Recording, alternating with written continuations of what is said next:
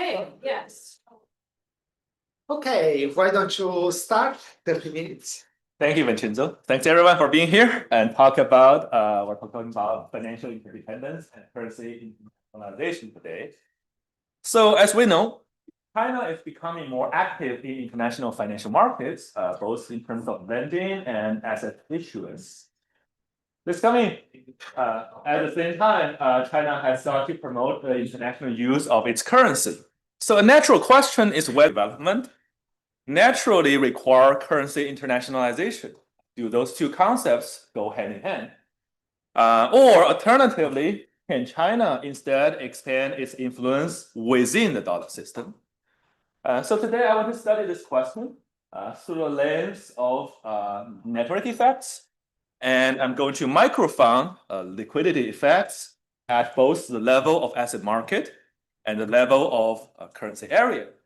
So in this model that I will present, the asset's attractiveness depends on not just the size of the asset market and the size of the currency area to which it belongs. This two-tier network effect is the main departure from the standard literature, and it has some interesting effects. For example, it allows sovereign issuers currency choices to affect their assets desirability, and that's something that the sovereign issuers understand and use policies to influence. So we're going to apply this model to study China's optimal choice as its financial market deepens and the US optimal response to that. There are three key findings from this exercise. First, asset market and currency market liquidity interact in non-monotone ways. At early stages of financial development, China has incentive to stay in the dollar area, but eventually, as China grows, it will eventually switch to RMB. It will leave the US dollar system. Second, US financial sanction and financial repression policies strongly influence China's incentives, but that has important spillback effects to the US. And third, if we have more issuers beyond US and China, we will have multiple equilibria, and that possibly amplifies the volatility in this transition path. So I'm going to emphasize the non-monotonicity, the spillback effects, and the multiple equilibria in this talk. So this is a theory paper, so let's get started on the model. The setting consists of an incumbent hegemon, let's call that US, who competes with the rising power China. In the provision of reserve assets, I choose this setting because it appears natural application of what I do here. But the insight, I think, is broader and can be applied to other contexts that emphasize liquidity effects, such as choosing invoicing currency in trade, choosing currency denomination in international investments, and clearing system in the banking payments. I think the economics share some commonality through the lens of the liquidity effects that I focus on in the model. So the model, on the other hand, has a unit mass of global savers. We can largely think about them as being outside of US and China. they allocate their capital across 3 different assets, US, China, and outside asset, which I think of as a gold or crypto assets, for example. And I use SI to denote the share or the size of asset I, and I use S currency I to denote the size of the currency area, which is equal to the total size of all assets in that currency denomination.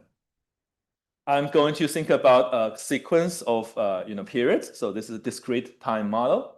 And in each period, there will be 2 subperiods. So the first thing that happens is these savers choose their asset. And here trading is frictionless. It's just very simple and boring. And then after these savers commit to their portfolio choice, there will be a liquidity shock. And when this happens, a fraction lambda of randomly selected savers have to liquidate their asset holdings. And unfortunately for those savers, trading now is subject to search frictions. So let's think about the search friction in a bit more detail. Usually, I'm thinking about Duffy et al., for example.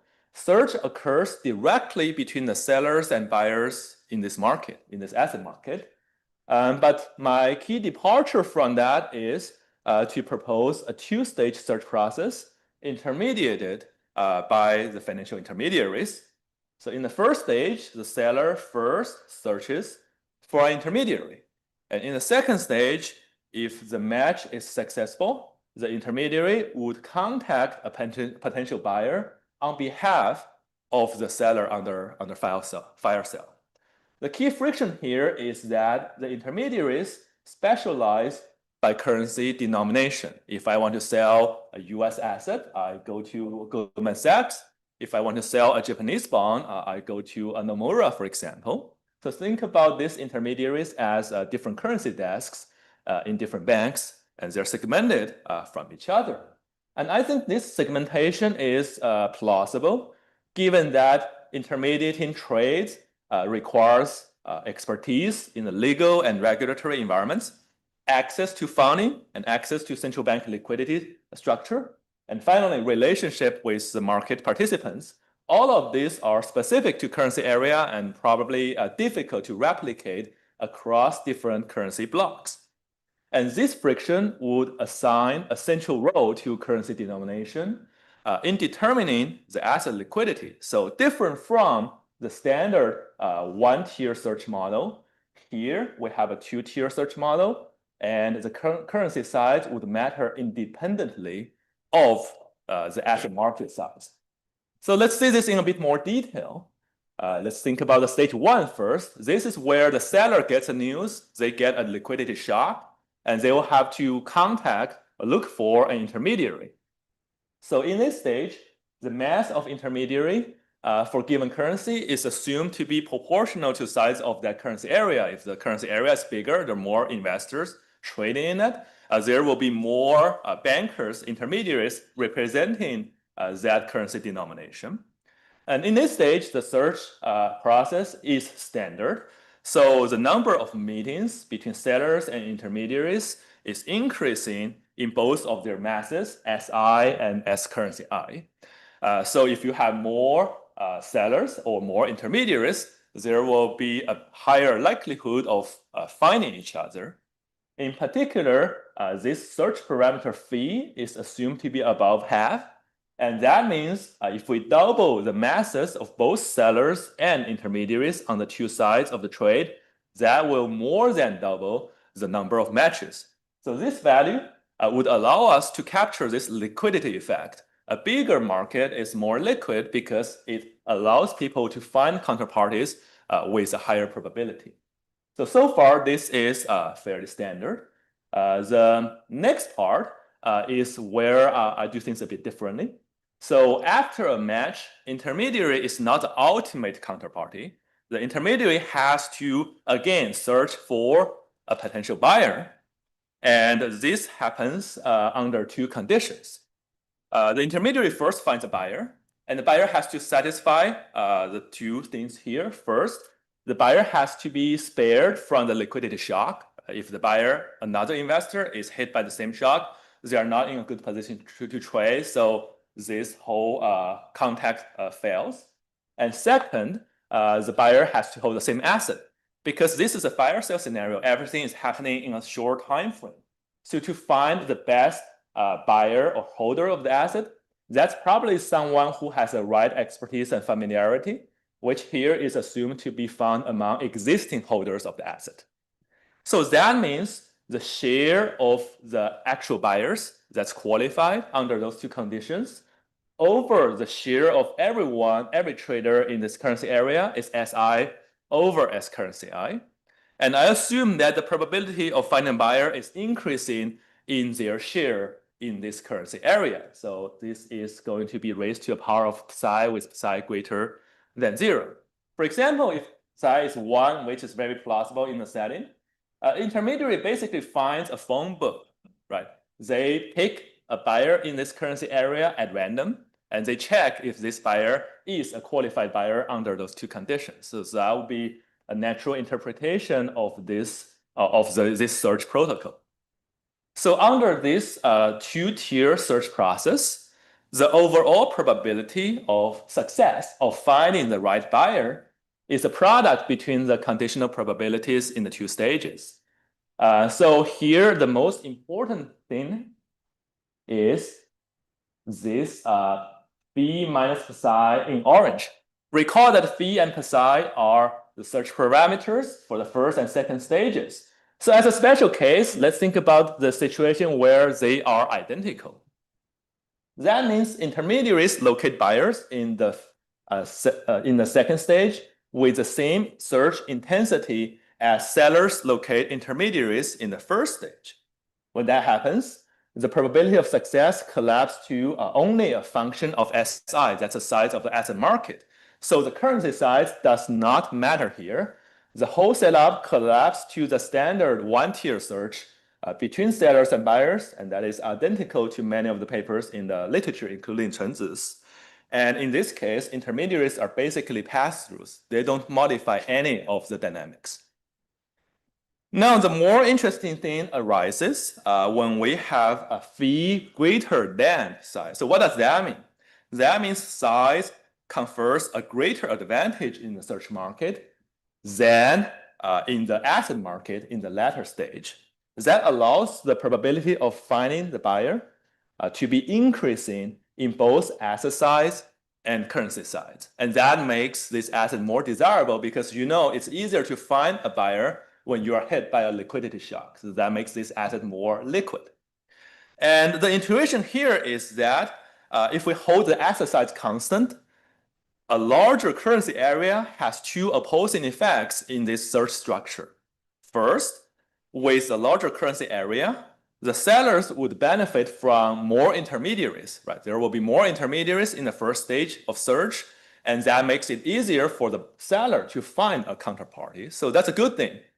However, in stage 2, since we fix the size of the asset and increase the size of the currency area, that dilutes the actual true buyers in this currency market.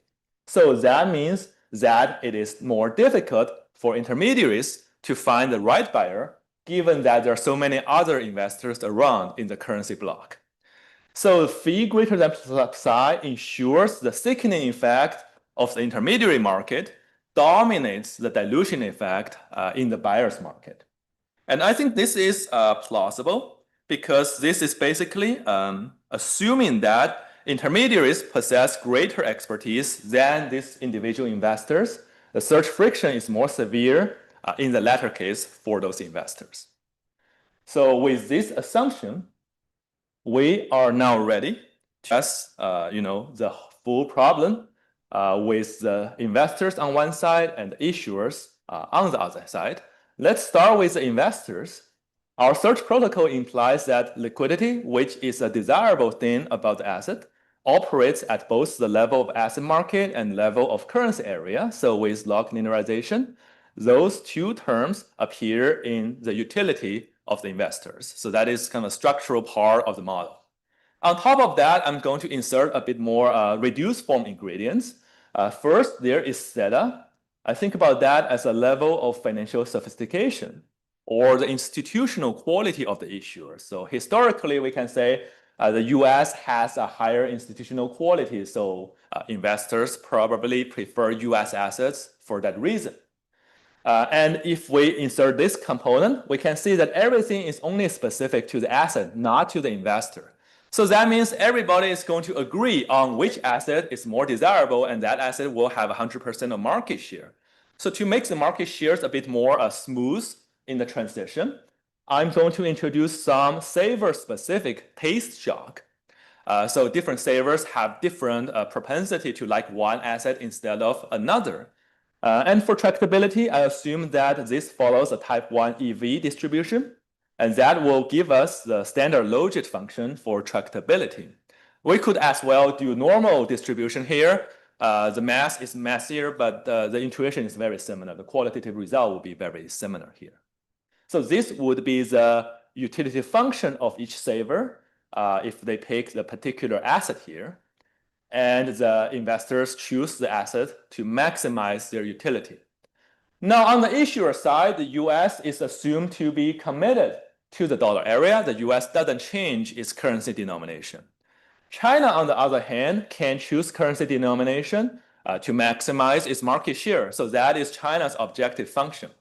You can either think about that as China maximizing the synergy revenue from issuing more assets to the world investors, or you can think about this as China being more dominant in international financial markets, which gives this it is some of the geopolitical benefits. But for simplicity, we're just looking at the market share here. Given this setup, as I said, we obtain closed form logit. So the share of an asset, SI, would be influenced by three things: its own size, the size of the currency area, and its own institutional quality in a reduced form. If both countries issue in dollar, the currency area dollar is the sum of the two assets. So that's when the two countries pull together in one currency block. When China exits the dollar area and issues in yuan, the currency area is segmented. So dollar only contains US asset and yuan only contains the Chinese asset. And China's choice is indeed between those two options to maximize the market share. Given that, we're ready to see some results. I'm going to show you some pictures for intuition. I'm going to fix the level of US financial sophistication and increase China's over time from below the US to above the US. In the paper, I have the general proof. Just one interesting comment on that. It used a combination of algebraic and computational method to show the full generality. I think it's kind of interesting. If you're interested, I'm happy to chat offline about it. So the first result is what happens as China's theta, the quality, increases from below the US to the US. We're going from left to right in the horizontal axis. The first picture shows the China's market share, and second picture shows the US market share. And I divide those pictures in three different regions or stages. First, in the left part of the picture, that's when China is smaller than the US. So the best strategy is to join the dollar system. And that's quite straightforward, right? Because the dollar is liquid because of the US asset size. So by joining the dollar system, China inherits from the liquidity of the dollar asset. And in that case, not only does China benefit from a stronger dollar system, its growth also benefits the dollar system as a whole. So this is a stage where the relationship is mutually beneficial. Second, moving on to the middle part of the picture, this is when China's theta, the financial sophistication parameter, is above that of the US. But even after China surpassed the US in terms of financial sophistication, China still finds it beneficial to remain in the dollar system. So the way I think about it is there are two margins of competition here. First, China and US together can grab market share away from the outside asset. And second, China competes directly with the US.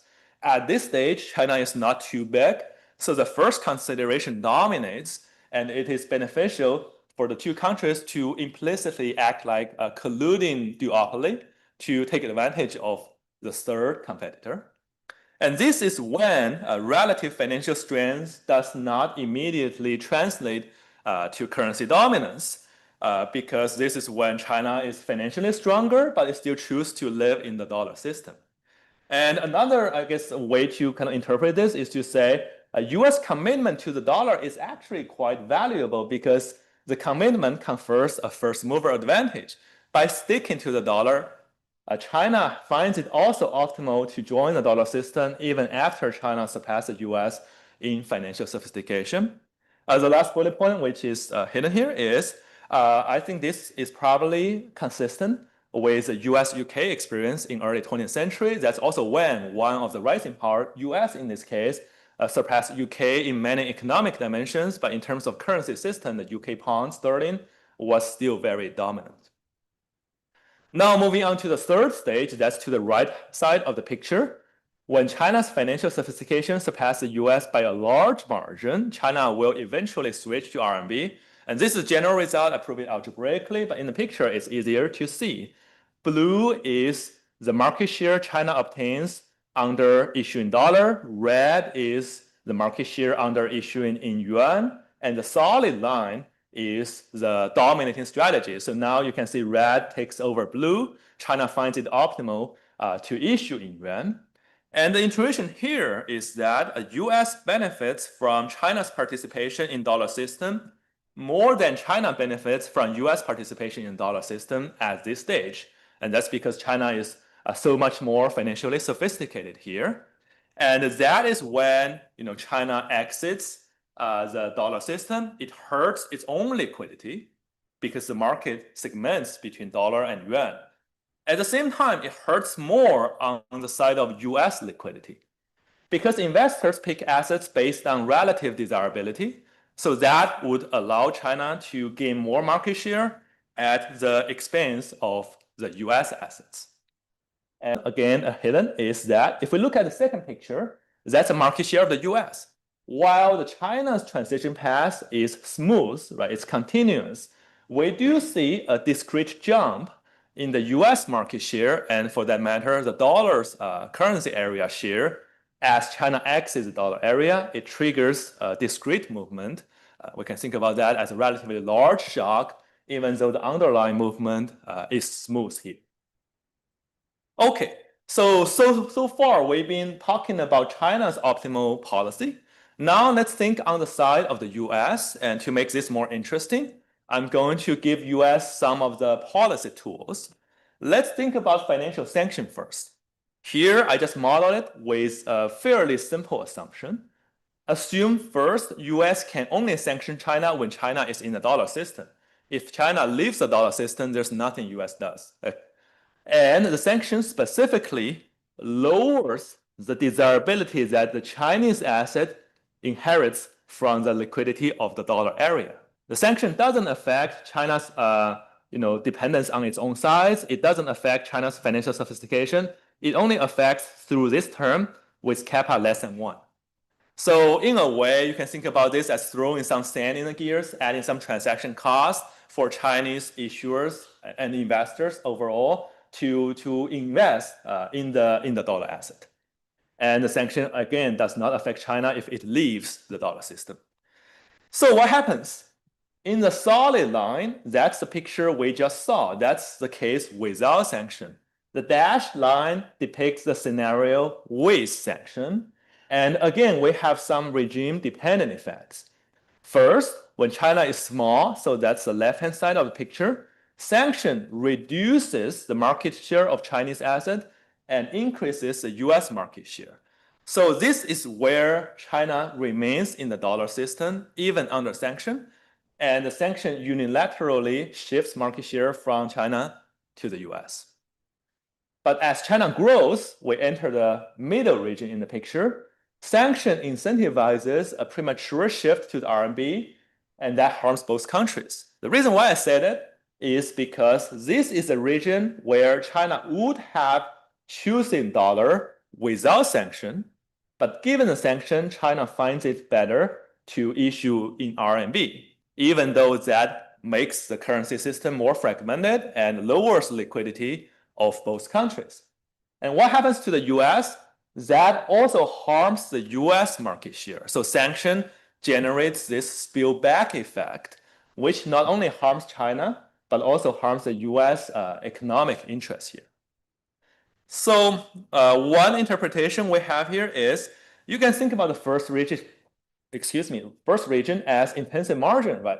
Condition on China fixing its strategy, stay in the dollar system, sanction reallocates market share from China to the US. The second region is the extensive margin where China's strategy changes fundamentally, and that shifts the market share for both countries in the same direction. And this echoes something that Chris and co-authors named like incentive compatibility in their context of a trade war. If you want to sanction a country in trade, you also want to make sure that they still want to trade with you, because otherwise it doesn't matter. That's what happens in the third stage. China chooses yuan regardless of sanction, so sanction doesn't do anything here. Another interesting observation here is it's easier for the hegemon to bully a smaller country, because smaller countries are naturally more captive to the dollar system. They are small and they still want to join the dollar system even under sanction. Whereas larger countries, they find it more likely to exit the system. So if you think about which countries to sanction, I think there's some interesting arguments here. So that is what we find under the scenario of sanction. Sanction accelerates de-dollarization. Another policy I want to mention is financial repression. Financial repression refers to measures that the US government or regulators can do to force its domestic investors or domestic financial institutions to hold its own assets, in particular US Treasury. You can think about this as a combination of reserve requirements, investment mandates, regulatory constraints, and so on. So here I assume a fraction of the world investors are US investors. Under financial repression, if the fraction of US investors is large enough, that's about half here, China never leaves the dollar bloc, even when its financial sophistication is very high. This is proven algebraically. So the idea here is that when a critical mass of these captive investors under financial repression are committed to dollar, their holdings sustain dollar's liquidity and make it attractive for other investors, no matter how good the other alternative can get. So that is where financial sanction can permanently trap the challenger, China in this case, in the dollar bloc. So that means this financial sanction policy is fundamentally different from just increasing the US theta, the US parameter for financial sophistication. And another thing, this is a bit of a stretch, but I thought it's interesting to mention it and see your thoughts. Financial repression creates a funding advantage that cannot be undermined by the competitor's high financial sophistication. And given that financial sanction, the first policy, makes the dollar system more fragile, there might be a natural argument to impose financial repression in conjunction of financial sanction, even though one policy is directed towards foreigners and one policy is for domestic institutions. But there seems to be some complementarity in what they do. Okay, so for the rest of the time, I want to also talk about a three-country world. So now international spillover effects become more relevant. So I'm going to introduce a third issue. Let's just call that Europe. And let's fix the Europe's financial sophistication. Like the US, we're going to only vary China's financial sophistication. Like China, Europe can choose its asset between dollar, yuan, or euro denomination. Now we have multiple equilibrium. Red is the yuan equilibrium where China and Europe both choose yuan, US stays in the dollar bloc. Blue is where three countries all choose dollar. So there will now be an overlap between those two equilibrium. That's a region where they coexist. And that's because of this well understood strategic complementarity. If China leaves the dollar system, Europe will find it optimal to leave as well. On the other hand, if China commits to stay in the dollar system, Europe will also do that. So now we have a coexistence of these two equilibrium. What does sanction do here? No matter if US sanctions China or Europe, there will be a shift in this multiplicity region to the left. That means sanction would prematurely trigger this multiplicity region earlier than without sanction. And that's, I think, another sign that signals that sanction would weaken the dollar system as a whole. So that's my last result. I find it useful to collect all these results in a little table. I want to compare it first to the case with a one-tier liquidity structure. So there's only asset market liquidity as with the standard search models. In the model, it's easy. We just turn beta coefficient to 0. So in the transition path, that would generate a smooth standard logit path, which will not have this feature of a discrete jump triggered by China leaving the dollar system. For the dollar area sanction effect, there will be no effect under the case with one-tier liquidity because only the asset market liquidity matters, right? There's no currency market liquidity which interacts with the sanction. In comparison with two-tier liquidity, we had this result about China's premature exit from dollar system, fragmenting the currency areas.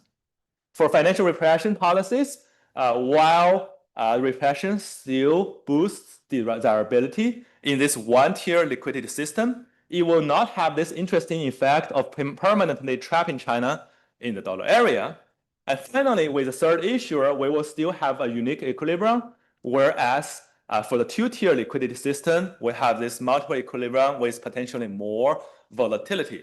So we can see that once we entertain the possibility of a two-tier liquidity system, both for the currency area and for the asset market, we start getting this much richer effects, I think much bumpier transition paths from one country's hegemon to another country's. Chenzi is my discussant, so I also want to say a brief thing about how this paper relates to her earlier work that also features a one-tier liquidity system, but that features a strategic interaction between the private firms. These are atomistic players choosing currencies in a continuum. In comparison, my paper uses a few large sovereign issuers. These are the focus of the strategic interaction. So as a result, if you look at Chenzi's paper, you only need two currency areas because what generates multiple equilibria is this feedback loop between these small firms' currency choices and the premium that generates for the bonds. In our framework, the intuition is a bit different. You need three issuers because it is the second and third country's strategic choices that generates strategic complementarity through their non-atomic choices. So that is everything I have. I just want to leave two remarks. The hegemon who controls the dominant currency system is powerful, but from this liquidity view, so are other players who can influence the desirability of the currency system. Power here rests on countries' relative dependence on the system. Sometimes the US is more dependent, sometimes China is more dependent. So now this gives us a bit more dynamics. And along that line, instead of treating US-China relationship as inherently beneficial or zero-sum, it's better understood as a dynamic process with time-varying incentives. Thank you and look forward to the discussion.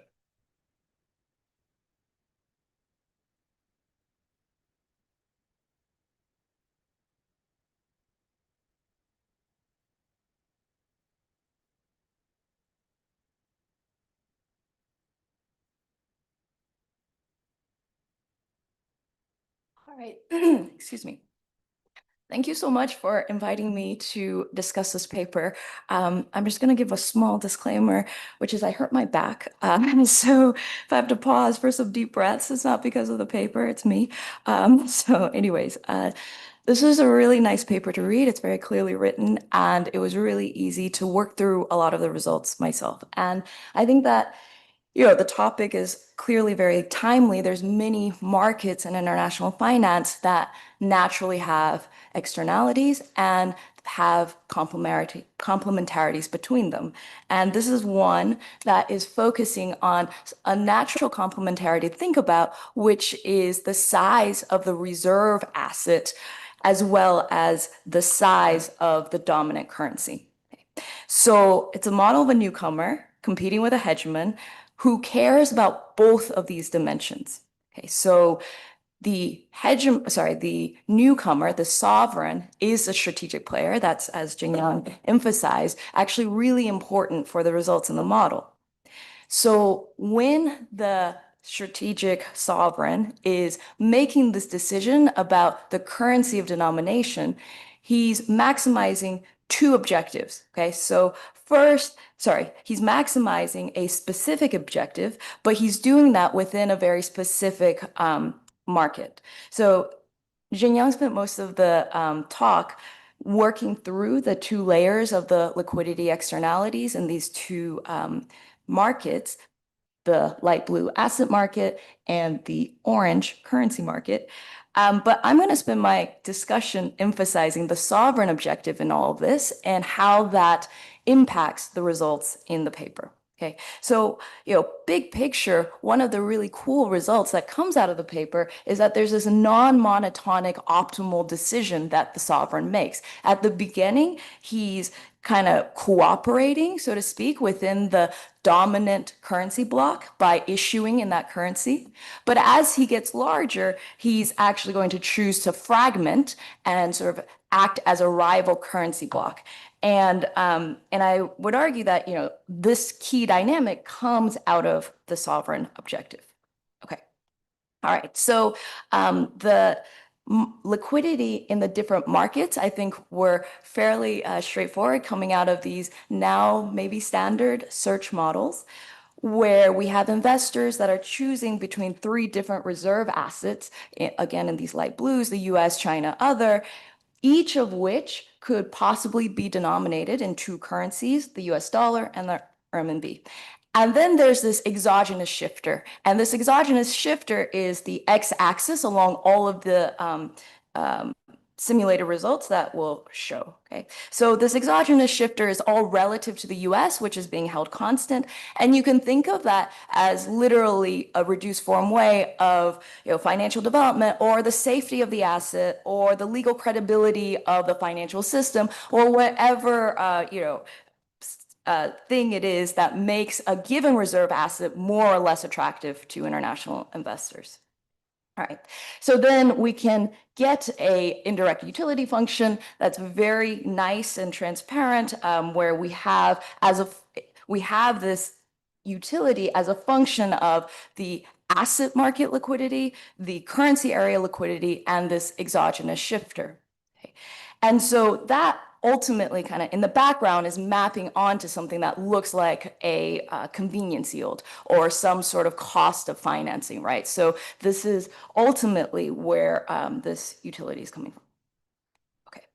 All right. So now the focus of this discussion is on the sovereign objective, which is pretty new in these different in these papers that are thinking about search and matching.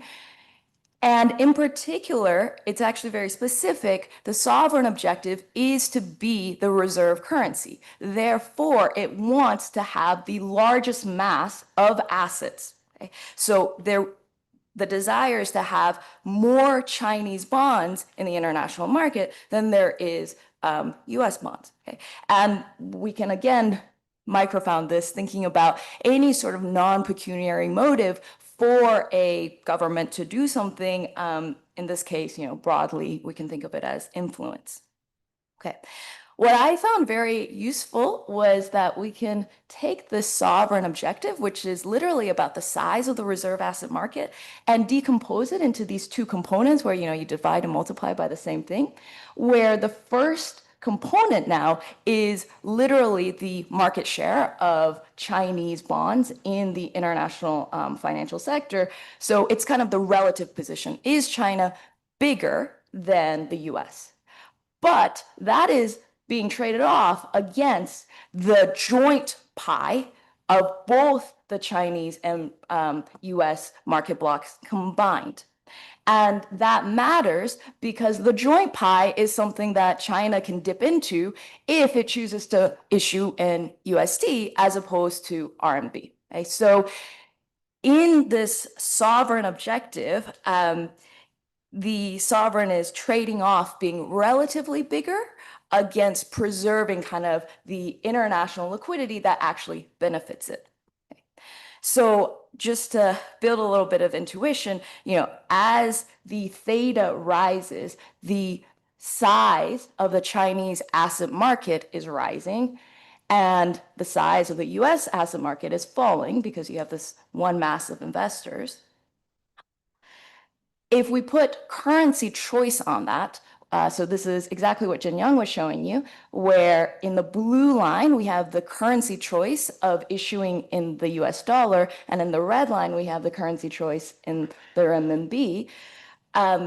Part of what's making, what's doing a lot of interesting work in the model is that the renminbi line is steeper because if China issues in the US dollar, its issuance is diluted within the dollar block, and that's actually helping the Treasury bond market, right? So, and you can see that directly in the equation.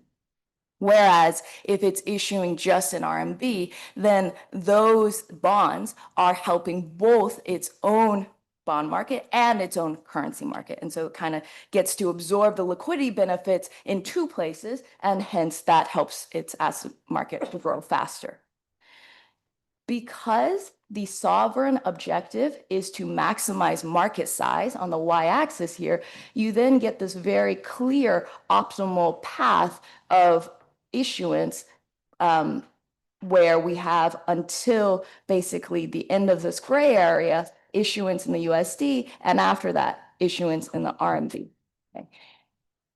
What I think is really interesting is that it's important to recognize that in the gray area itself, if the maximization objective were a little bit different, then the choice would be a little bit different. Okay, so what's holding China back from issuing an RMB when it's in this gray area is precisely because it's still benefiting from the size of the joint pie in that region.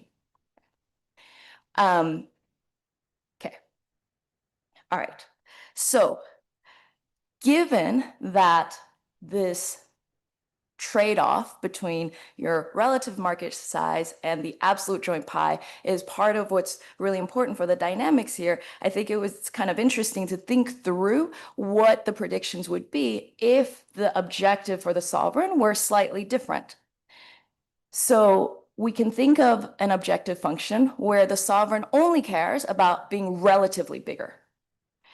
If that were the case, then the switch would actually occur at parity of financial development, because at that point, all you care about is being relatively bigger, and you're sufficiently financially developed enough, you have enough fundamental qualities that you would become relatively bigger. Another version or another objective is the one that Antonio and Arvin and I had in our paper, where we have firms thinking about the currency choice. And in that case, it's essentially the same as caring about investor welfare or sort of the price or the return on an investment. And there, we would only have the two-layered liquidity forces in the model without this additional sovereign objective. And so actually the switch comes much later, and it looks much more like a standard incumbent advantage liquidity externality lock-in versus kind of this strategic switch in this paper. So just to illustrate that, we can plot the utility to investors on the y-axis, and then think about what the optimal choice for the sovereign would be if it didn't have this maximize my own reserve asset size. And there, the result looks a lot closer to basically what Arvin and Antonio and I had, which was you only care about liquidity, you only care about the convenience yield, and therefore all that matters is these fundamentals. Okay. So as you can see, this switch is happening before investor welfare is maximized. And Jin Young talked about this, but what I think is really like one of the most interesting results in this paper is that it has this flavor of cut off your nose to spite your face, which is that by choosing to switch to the RMB before you sort of maximize the cost of debt issuance or whatever, you're going to hurt yourself. You're going to raise your cost of financing, but you do it because you hurt the other person more. And that's exactly what's illustrated in these dynamics here, which is that the Chinese investor holding Chinese bonds is worse off at the switch, but the investor holding U.S. bonds is much worse off. And so fragmentation in this setting is actually costly from any sort of just thinking about the price of debt, but it's strategically worth it precisely because there is this reserve asset objective. Okay. The policy tools then, I think, really follow a lot of the same logic, which is as much about how much pain you can inflict on the hegemon when you withdraw your own liquidity. So the US financial repression limits how much damage you can do because there's just not so many investors that are going to leave the US bloc, whereas other countries leaving is actually doing a lot of the work for you, so it's much easier to sort of generate currency dominance in that setting. Okay. So I think this is a really interesting dimension in thinking about all of these questions of, how are countries playing out and their different objectives, and how are the changes in currency markets going to evolve? And in particular here, there's this kind of new action where a sufficiently large issuer can deal some pain onto the hegemon by strategically withholding its own contribution to the incumbent network. Okay, so I want to end on one sort of historical point, which is that while I think this is like a super cool way to think about things, I would push back that this is maybe not how I think about historical transitions in reserve currency status, just because those I think have looked much more like large shifts in fundamentals. And in particular, once we focus on this dynamic where you gain dominance by hurting the incumbent, then that looks not so much like what the US and the UK, how that played out in the interwar years. That being said, if we kind of step back and, this is a part of the discussion where I just get to say what I want. If the path of things in the future is that we're not going to have all-out war between two countries, then the shift in fundamentals might come too slowly from the perspective of a given sovereign. And so gaining dominance through this strategic network separation might actually be a very reasonable way to think about optimal policy for a country like China. And actually thinking about it, I think there is a lot of policies that China has implemented that have this flavor where, they strategically separate themselves and have a sufficiently large domestic market that cutting off their domestic market from the US has actually hurt the US more than it's hurt China. So, okay, thank you so much.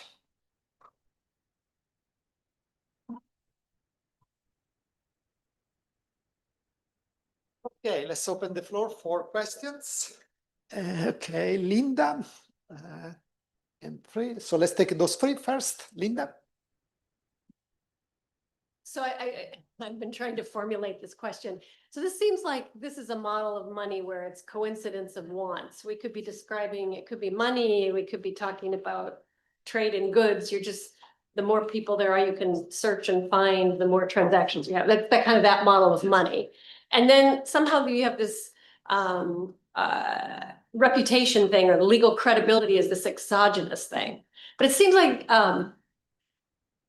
money is more about like establishing a reputation, and that in bad states of nature, you're actually going to provide liquidity and backstop the currency, which isn't here at all. But I wondered if you could build that in. That, I mean, really the question is that you get kind of these smooth transitions, but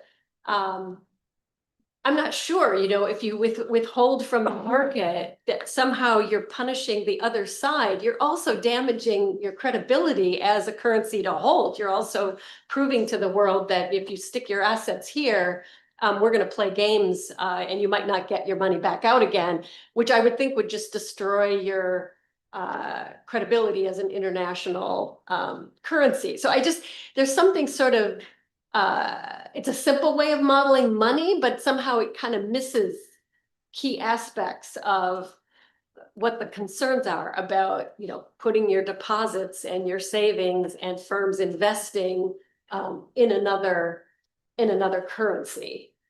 Anyway, not a well-formed question, but Okay, please. The other, Linda. So really interesting paper. I have two kind of question themes, I guess. One, in a way, follows up on Chenzi's points about fundamentals and the objective function of China in this case. And so you know, the one of the kind of experiments that you do is about the US and financial repression. But I think the more interesting one is to think about China and financial repression. So China's starting point is where there is already financial repression. And you could think that if what that's doing is trapping it's keeping domestic savings rates high and consumption low. And if you kind of modified that framework, maybe that's part of the financial development, and you had an increase in debt, then that would kind of expand the asset space for China. So I think kind of talking about that and the consequences for fundamentals is interesting, because it seems like if you went in that direction, you have a reduction in financial repression, clearly advancing the RMB goals by your model. And at the same time, if you took that to the objective function and broadened it, you could have more of a tension also with whatever the domestic objectives are that are leading to the current state policies about keeping savings trapped, basically, some savings rates high. So that's one point, if you could kind of address. And the other is on the theme of asset liquidity and swap lines. So, you know, what we currently have, my understanding is from the Fed side, you use these swap lines to address liquidity shocks in dollar terms, but the PBOC approach to swap lines, from all I read, is more about providing trade finance and longer term credit for economic activity. So just a question about whether you think the use of the way that those swap lines are managed for China is another tool, and how that would work. Mickey. Just a point on the discussions question about the objective function. I think this is there's a really interesting parallel in the currency invoicing choice literature, in the trade currency invoicing choice.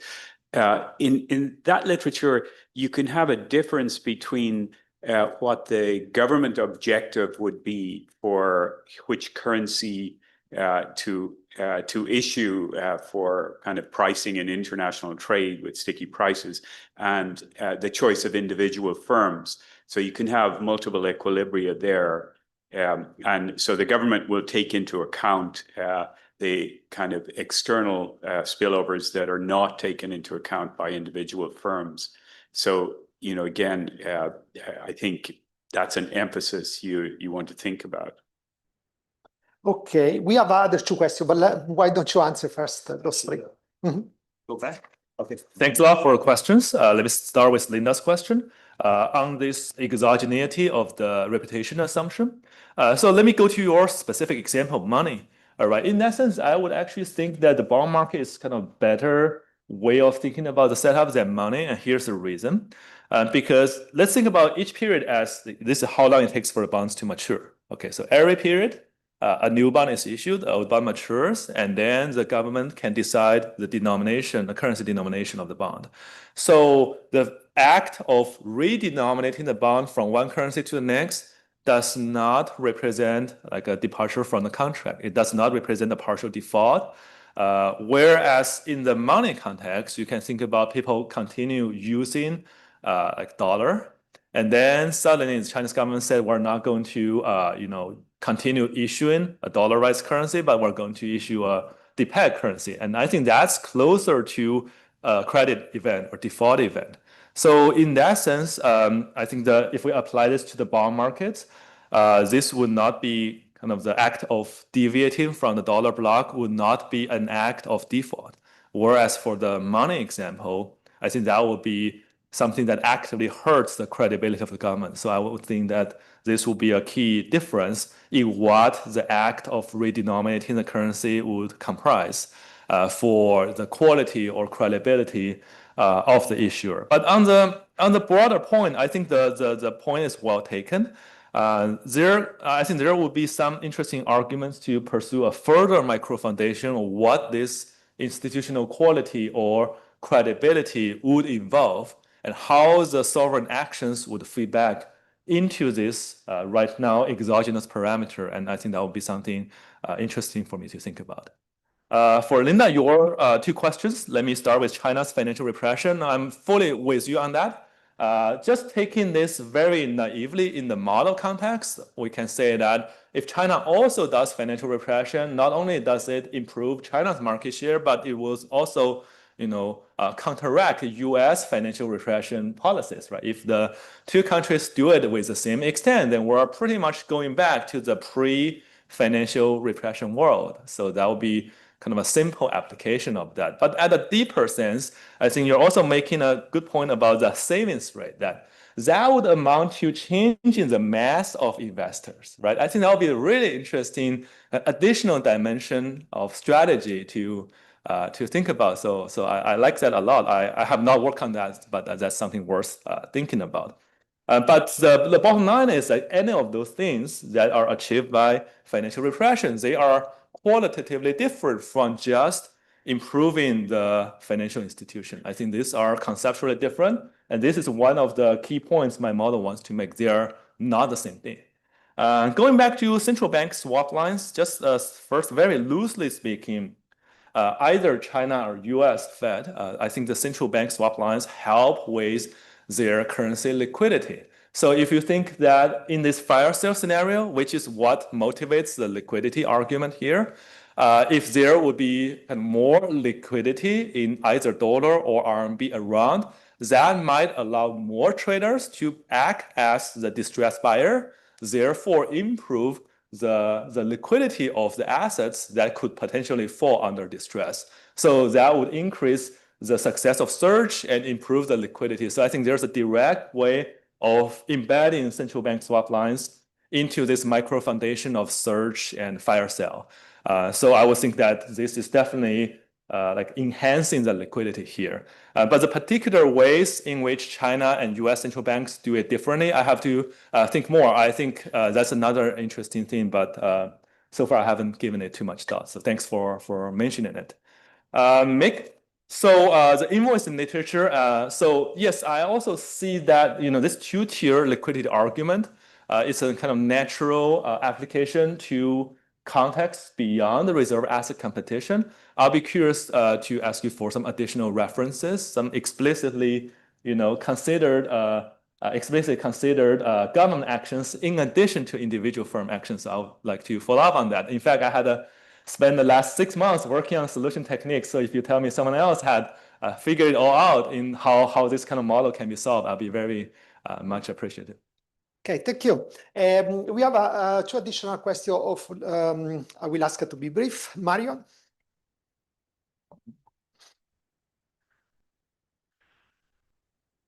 So brief, maybe I'll just ask one of the questions then, but I was thinking just taking the historical perspective, you think of trade expansion in terms of the transitions from, major sovereigns, to Dutch, Portuguese, Spanish. That's a very extensive margin. Maybe it's not entirely intratemporal, but a big part of it's that extensive margin of monetary deepening.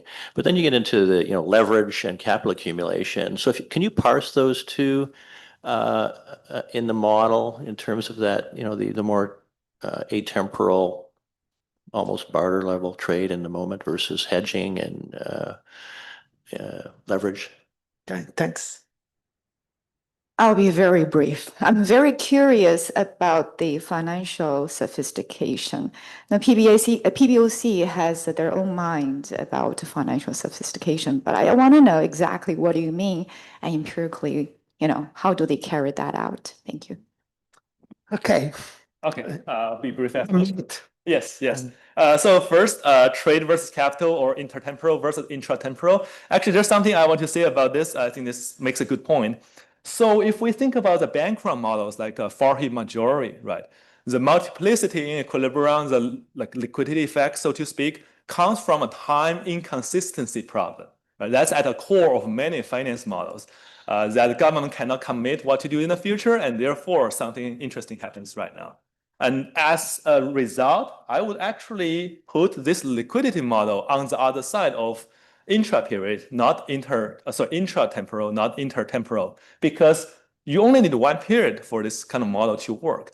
The liquidity is something that people trade right away, and it does not require us to think about the time consistency between the periods. So if anything, I would say this is closer to this kind of trade consideration where liquidity notion arises, rather than the Farhi majority and many other works that emphasize the time inconsistency. So I think that would be kind of one way of distinguishing this. But more broadly, again, I think it's like on me to think a bit deeper on the relationship with the trade literature and how these liquidity notions differ in those two contexts. Xiaoyan, your question about financial sophistication. So of course, I cannot represent what PBOC had in mind, but I think a fairly straightforward micro foundation is like a rule of law, right?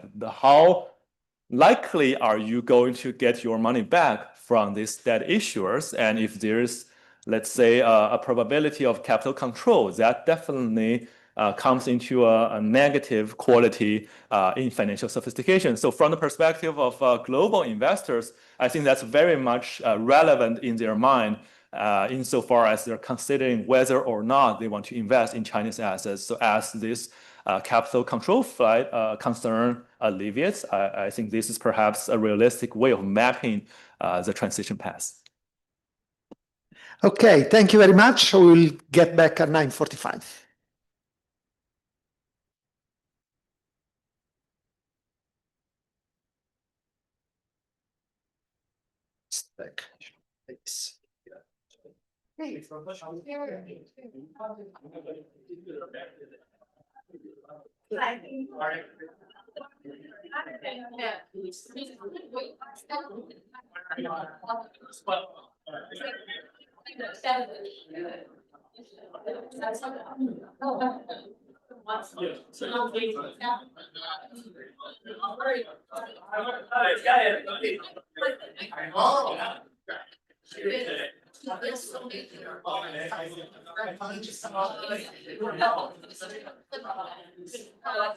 Sitting is worse.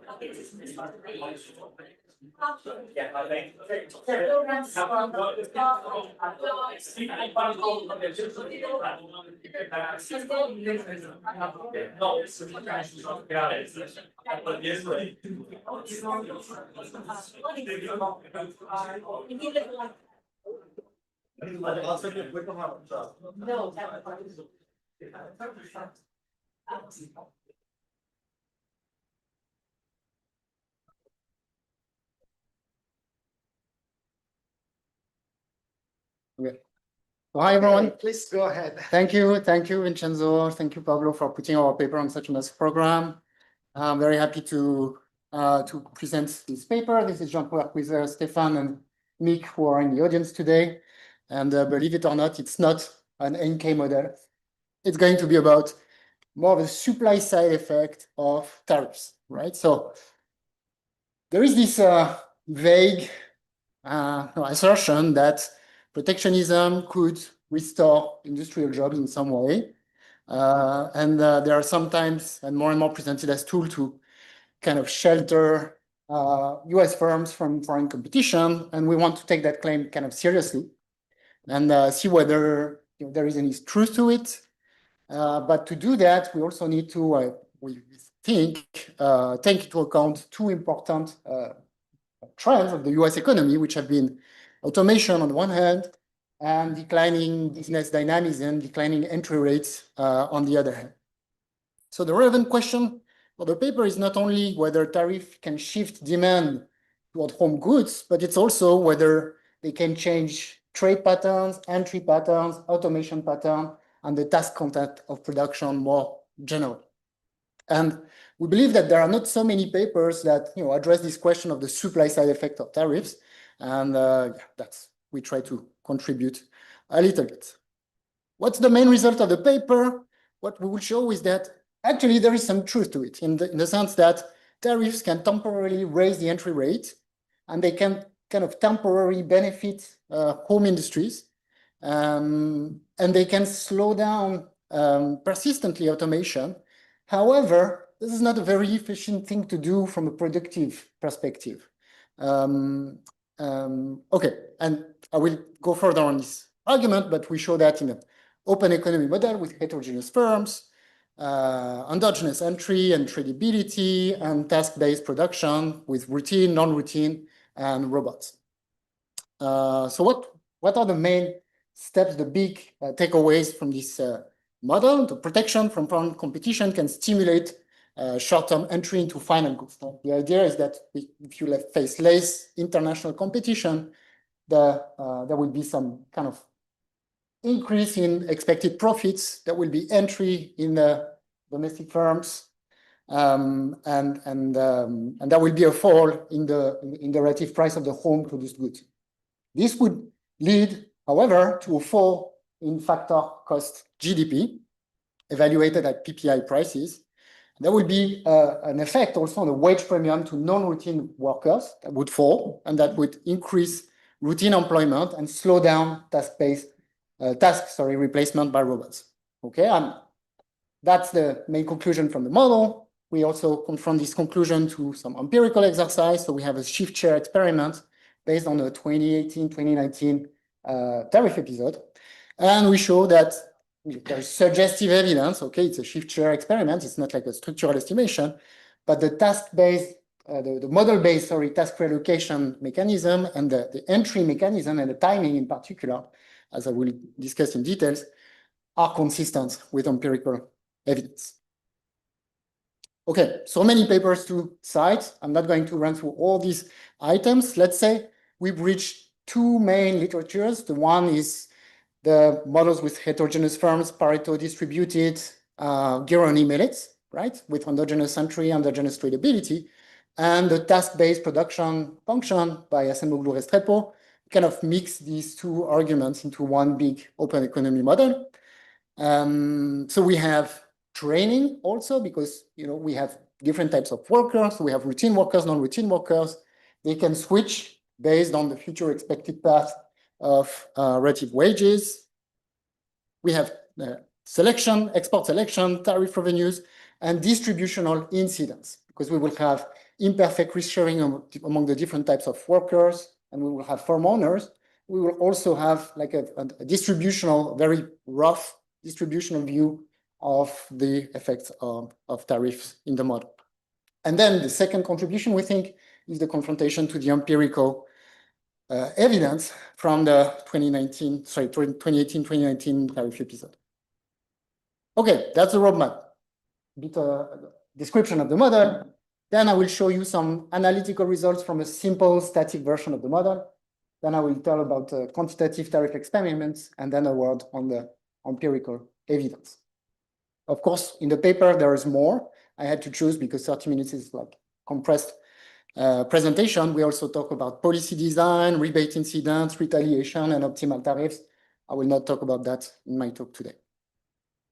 Okay, so the model. I'm going to insist more on the specific components of the model. What is standard, I will be faster on that.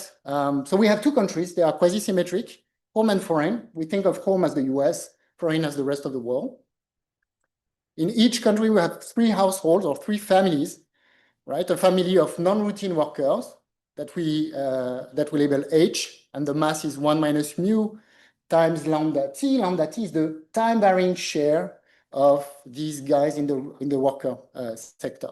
Routine workers, they are labeled U. Their mass is 1 minus mu times 1 minus lambda t. And firm owners, and their mass is mu. So the entire, of course, mass is 1. The workers, they are hand-to-mouth. Firm owners, they hold international bonds because we have trade and we have incomplete international financial markets. And they also hold equity claims on firms. So the share of non-routine workers lambda t evolves endogenously. There will be some training, a training choice made by the routine workers to potentially become non-routine workers. And there will be skill depreciation, delta W, right? So the law of motion is like this. So the fraction of non-routine workers is 1 minus delta W times the past fraction plus the last period training effort times the size of the routine workers. Okay, the value functions, they are both, of course, dynamic, forward-looking, and the training decision basically balances the expected value of becoming non-routine with the cost of training, which are basically an opportunity cost and an explicit training cost with this kind of functional form here. Yeah, okay. Note also that there will be some effect running through rebates, because indeed the consumption that enters both value function of the two types of worker is like this. They work, they receive some wage. The wage is worker specific, right? The non-routine workers, they will be more productive than the routine workers, and they receive a transfer, right? In the baseline, the transfer will be uniform, lump sum, but in the paper, we investigate different schemes of redistribution. We'll not have time to talk about that so much. We have CES consumption bundle over domestic and imported varieties, right? These varieties, they are time varying because we will have endogenous entry or endogenous exported varieties. And there is also some kind of love for variety parameter here. The CPI real prices, they include tariffs, right? So that's the price of imported goods from the home economic perspective, and that's the price of imported goods from the foreign economic perspective, right? And there's some CPI normalization or variety effect equation that already you can see some of the dynamics that will go on. So imagine these N terms are fixed. If there is an increase in tariffs here, this term, there will be some equivalent variation here and a variation here in the relative price that will go down, right? So when the tariff will hit, there will be an increase in the relative price of foreign goods, and there will be a decrease in the relative price of home goods that will shift demand towards these home goods, which is precisely what the tariff aims to do, displacing demand. And that will have important consequences on the supply side of the economy, as I will show. So on the supply side, we have two types of firms. We have the intermediate goods producer and we have the final goods. The intermediate goods producer, they have these task-based production functions. So they're like two intricate bundles. The first one mixes non-routine and routine tasks, right? And their share is 1 minus alpha here. There is an elasticity of substitution. Here, this is non-routine labor. And this factor here tells us that there is a premium in terms of productivity to also map the fact that the wage premium is positive. And here within the routine task bundle, the routine task, they can be performed either by robot X or by routine one, right? And the fraction of tasks performed by each is A and 1 minus A, right? So we denote A, the fraction of tasks performed by robots. This is completely standard. So interior automation, if we want automation to be neither 0 or 1, but somewhere in between, we need exactly this condition to hold to pin down, which is basically no arbitrage condition between the two types of working forces that can perform the routine task. And this is the wage of routine worker, and this is the robot cost per efficiency unit. Okay, these intermediate producers, they operate in their perfect competition. So the marginal cost is equal to the price. So they will sell basically their goods at the price that will be a bundle of the non-routine wage, the routine wage, and the price of robots. Okay, and these two, they are pinned down by this condition. Okay, the final goods producer, super standard, Gironi-Melitz type. We have Pareto distributed firms, or retailers, if you want, that buy the intermediate goods. They have the possibility of creating new firms by paying a fixed entry cost. And this is the law of motion of the total number of producers. Among the producers, only a subset, NXT, will actually export. Okay, and this is the productivity cutoff above which firms will actually export and below which firms will only address the local market. So what is interesting is that the tariff, they are going to affect decisions at various levels, right? They are going to affect the task composition of the bundle, intermediate good, and they're also going to affect this the total number of varieties addressing the home market and the total number of varieties that are being exported, right? So the tariffs, they will affect production at various stages. Okay, we have monopolistic competition in the final goods market. So this is the home price in real terms, and this is the export price in real term, excluding the tariff, right? But the consumer pays the tariff inclusive price. Okay, and there's an entry condition, and actually this entry condition illustrates the interaction between the two stages of production. Right, the marginal cost that is being determined by these guys is going to matter because it's also the price that you have to pay when you want to buy the intermediate goods and you specialize it as a final goods producer. And it's also in terms of these goods that you pay the entry cost, right? So this is why the dynamics of the marginal cost enters here, the entry, the free entry condition, and the kappa tilde here is the firm average profit, and it's going to be affected by tariffs as well, right? So the home tariff is going to affect it directly through the marginal cost and through domestic market size and competition that both affect the average profit kappa tilde here. Okay, one important point in this model, we can distinguish, we need to distinguish GDP at market prices and GDP at factor prices. Why? Because GDP at market price is going to be inclusive of the tariff revenue. And GDP at factor prices is going to be basically the sum of these different terms, which are basically the production, which is the total production cost, and the profits from final goods producer. Why is it important? Because you can, in this model, have a positive dynamics for GDP at market prices and a negative dynamics for GDP at factor price. Right? So GDP at factor price, if it goes down, it means that your economy is becoming less productive. You produce less, you're becoming less efficient in production. You can have that, and in the meantime, have GDP at market prices rise if the tariff revenues are large enough to compensate the productive inefficiency generated by the tariff. And this is exactly what we will have in this model, right? So the tariff shock will have the appearance of a positive effect on GDP at market price, but actually this will make the economy less productive. So let's illustrate that in a simple static model. So what we do is that we kind of isolate how tariff affects relative prices, CPI, deflated marginal cost, task allocation, and automation.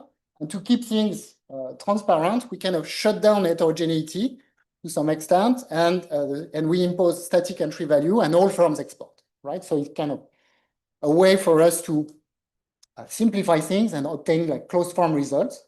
Here note that Q will be the real exchange rate, and when it goes down, it means appreciation. Okay, the home tariff is 0 at the beginning, and it becomes positive at T. And here is what we get. So after some algebra, we define some intermediate parameters here, and we get the following results from a tariff shock from the simple model. Okay, and we think it captures relatively well what happens. What happens is that a tariff shock is going to appreciate the real exchange rate, right? By roughly, imagine you have a 10 percentage point increase like of tariff. This will mean that the real exchange rate appreciates by 5%. Okay, you will have a decrease in this per firm output.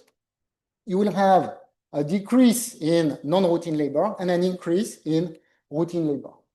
The automation response will be negative. That means if you were on a certain automation path, the tariff is going to slow this down. So how does that work? Intuitively, the tariff is lowering the CPI deflated producer price and marginal cost, right? If you think about it, the tariff is just making foreign goods more expensive and home goods less expensive. And so by doing that, you need kind of the marginal cost to go down, right? The marginal cost is made of routine wage, and robot cost. Robot cost and routine wage, they are fixed. So the only margin of adjustment is going to be a lower non-routine wage. If the non-routine wage falls, it's less interesting for routine workers to train, to become non-routine workers. So this is slowing down. The economy is using less non-routine workers, more routine workers, and less robots as well, right? And this kind of general pattern of adjustment is going to be completely identical in the big model up to certain mechanism that will make it a bit richer, right? But the big picture from this simple static result is that the routine labor automation composite falls, and so automation falls, right? So the tariff slows the replacement of routine worker by robots. What's the response of consumption? Home consumption can go either up or down, depending on these terms. So it's ambiguous, and foreign consumption goes down. Okay, so GDP accounting in the simple example is like this. This is going down, and this is going up because this is tariff revenues, right? So the households, they receive the tariff revenues, and if this term is big enough, consumption, home consumption can go up, even though output goes down. And this is exactly what happens in the bigger model that I will show you in a minute, right? One caveat is that this simple model, we don't have the export cutoff because all firms export, and we cannot check whether basically there is a rise in entry dynamism, right? Because it's here output is falling, and so the number of firms which is directly tied to output is falling. But in the more general model, we will have this mechanism that will be more realistic.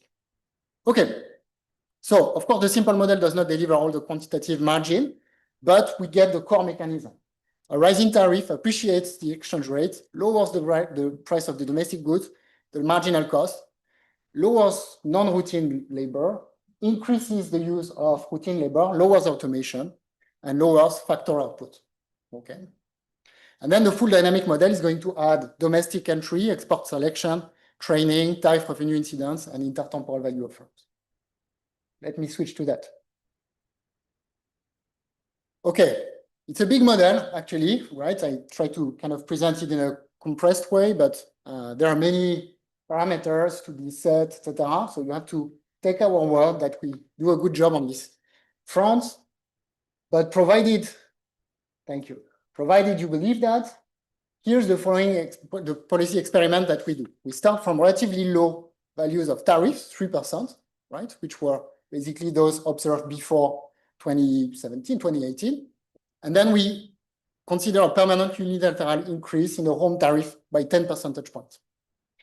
The foreign tariff in the baseline experiment remains fixed. I'm not going to talk about retaliation. In the paper, we have stuff about retaliation. If you're interested, you can see. Tariff revenues, they are, again, in the baseline rebated lump sum and uniformly. In the paper, we look at how different rebate schemes matter, and they matter a lot, right? But I don't have so much time to talk about that. I want to focus on the core results. And then how we solve that nonlinear perfect foresight transition. Why? Because we think that nonlinearities are very important, especially with potentially automation that can hit one of the two bounds. So we wanted to be sure to capture the entire potentially nonlinear dynamics. What's the main result? Protection can look expansionary in market price GDP, and it can boost temporarily entry. However, it clearly contracts the production side. It reverses the economy's movement towards more productive automation and non-routine tasks. So it basically makes the economy less productive. And productive GDP or GDP at factor prices is contracting. So what happens in the big model? Tariffs reallocate demand towards domestic varieties, which increases expected profits and increases entry. The entry boom is temporary. Because why? Because more domestic firms enter, there is more competition, and after some time, the competition is kind of killing the initial boom in entry, and we revert to the initial entry rate, right? So you undershoot later. There's a real appreciation, like in a simple static model, of falling marginal cost. Exports fall, factor price production falls, and because the price of robots is tied to is supposed to be exogenous, the marginal cost falling requires the non-routine wage to fall, and therefore the relative price of routine workers is their relative price is falling, and so firms choose to use more routine workers, less non-routine workers, less robots in production. So let's look at the different mechanisms. So these are impulse response function. These are quarters. So you can see that there's a massive drop in US imports and exports. So these are, US imports and exports. The trade balance almost doesn't move, right? It's a permanent shock. So there is very little intertemporal motive to smooth things with a trade deficit. And the real exchange rate appreciates, right? This is fully consistent with the static model that I shown before. That's the entry condition. So here you have the entry rate that is jumping on impact, but falling very fast after that and undershooting before reverting to steady state. That's the number of US exported varieties. Why does it fall? Well, because the real exchange rate appreciates. So the US goods, they are less competitive internationally. And so US exporters lose market shares.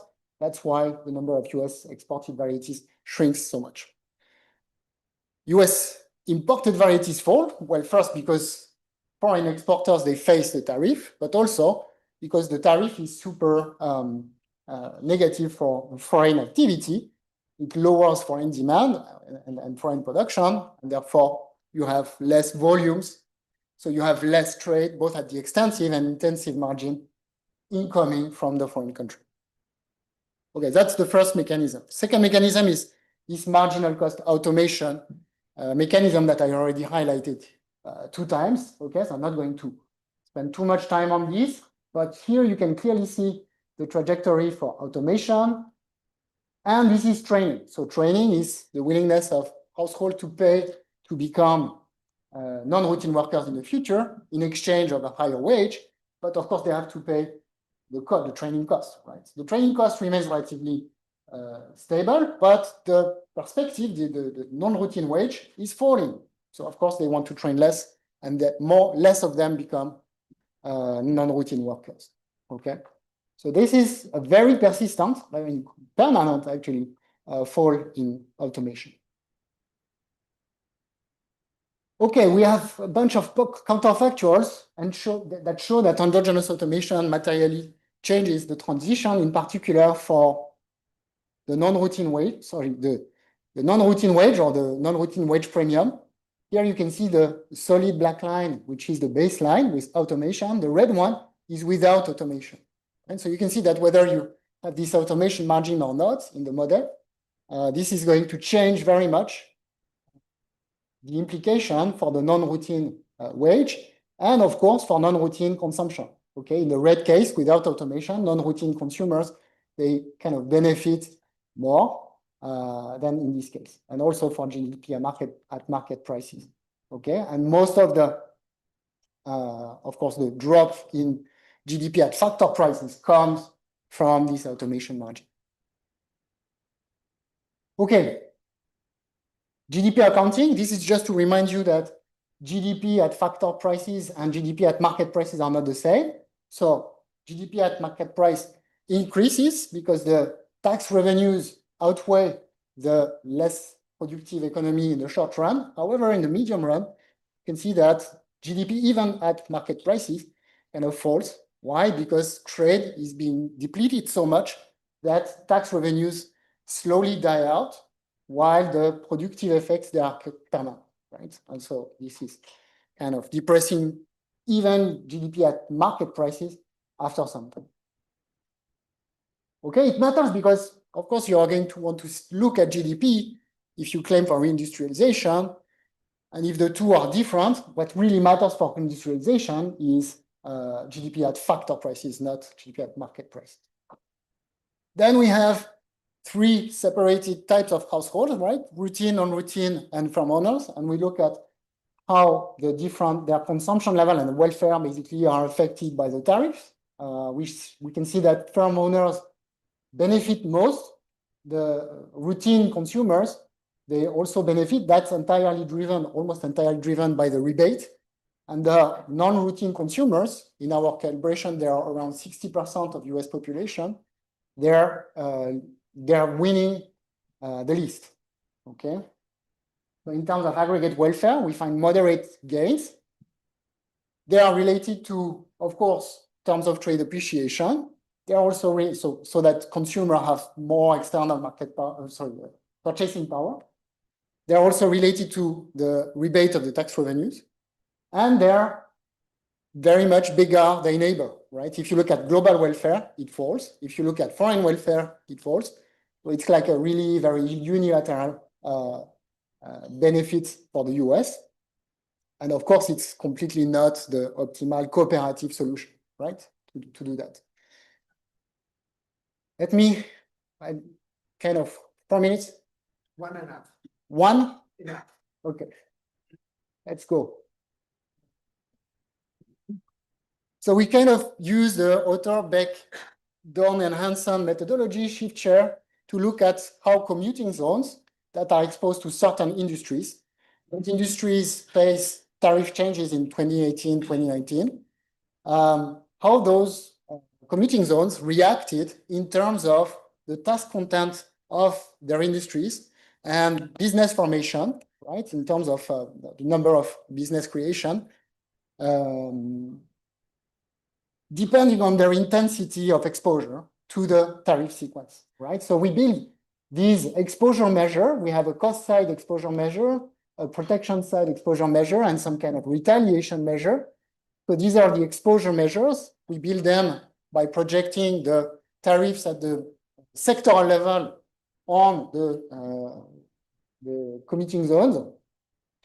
Then we look at different outcomes. The different outcomes, they are the task content of production at the industry level, okay, for each commuting zone. So here you have production task intensity, digital task intensity, routine minus digital, and in-plant training. And you can see that the tariffs, when the US increased tariffs in 2018, it tended to shift the task content of production more towards routine and less towards digital, right? Of course, this is in comparison to pre-trend levels. Pre-trend levels might go in the other direction, right? And we control for these pre-trend levels, and we control for many variables. And of course, we don't claim that this would be exogenous in any way, because the tariff in 2018, maybe they were designed in a certain way to favor some commuting zones that were basically more exposed to automation, for example, or trade competition. Okay, and these are the results. These are our preferred results for business dynamism. So we look at entry during the year of the tariff and after the year of the tariff, and we have this up and down pattern. Okay, it's not super significant, so it's kind of indicative and going in the right direction. But we kind of like that we are able to get some empirical evidence that align quite well with our main mechanisms. Okay, so I'm out of time. Conclude. So tariffs can slow automation, temporarily raise entry, but mainly by changing prices, task choices, and fiscal incidents. So the lasting production side effect is reallocation toward less productive routine labor and away from more productive robots and non-routine labor, right? So you can have this coexistence between market price or market price GDP gains with lower trade volumes, lower factor price production. So you can have the appearance of a win, but actually it's a loss for the economy in terms of productive efficiency in a way. And we have shift share evidence from not this one, but the previous tariff episode at the commuting zone level that line up quite well with our two main mechanisms, task allocation mechanism and entry timing prediction, right? And the main conclusion maybe you can take away is that tariffs are not straightforward reindustrialization tool. They have macro and welfare effects that depend a lot on technology margins, revenue recycling, and they also have, and I didn't mention it so much, but very important redistributive effects through these margins and through the rebates. Thank you very much. Thank you.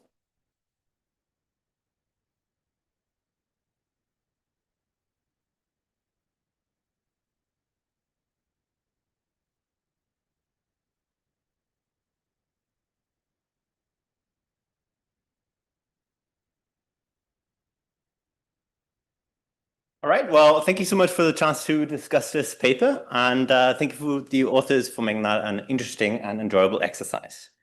It's a very big picture. This paper is motivated by the intersection of two trends, or two facts. One is a very long-running trend towards labor market polarization, loosely a decline in routine but well-paid jobs.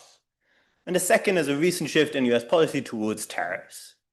And obviously, at least in policy rhetoric, these two things are related, right? On the right, you have a quote from Donald Trump introducing the tariffs on Liberation Day, saying that these are going to help bring back jobs and factories to the United States. Now, usually the argument by which tariffs are supposed to kind of support that objective is that they're going to protect domestic producers from import competition. And the usual rejoinder or objection to that is, well, this is not going to help bring back routine jobs. Why? Well, because this long-run decline is really driven by automation. So even if you were to bring back the factories, they're going to be largely automated. And so if you kind of set up the paper in this way, then it offers, I think, a very intriguing twist to this debate by asking, really conjecturing, that tariffs may be able to achieve their objective of bringing back routine jobs by precisely affecting firms' technology choice, by slowing down automation. There's a second part of the paper about business dynamism. I'm mostly going to put that in the background and focus on that particular question. At the core of the paper is a theoretical model. You went through it in a lot of detail. That makes my job easy. It's really bringing together a Garoni-Mehlet style trait model and integrating a canonical task-based production function to think about the adoption of robots. What that gives you is that when you have a unilateral hike in tariffs, that's going to operate not only through a standard trait margin and standard entry margin, but also by affecting the choice of automation. And the key argument in the paper is that these unilateral tariffs are going to make automation relatively less attractive and thereby slow down automation. There's a lot more in the paper. Again, I can't do the richness of the paper justice. There's training, there's studying fiscal incidence of tariffs, redistribution, and so on. I'm mostly going to focus on this particular mechanism here. Together with this evidence from the 2018-2019 tariff episode, the authors, I think, give a nuanced answer to the question by saying that, yes, in this model, unilateral tariffs can bring back routine jobs and thereby kind of restore some of the welfare of routine workers, but it's not going to be able to expand domestic output at factor prices. So if you will, there's a trade-off. So my discussion is going to focus on what I think is really the key contribution of this paper, which is to integrate thinking about this automation margin in a trait model. I probably shouldn't confess this, but I come from the technology side, and we typically don't think about how trade policy or tariffs affect the adoption of robots.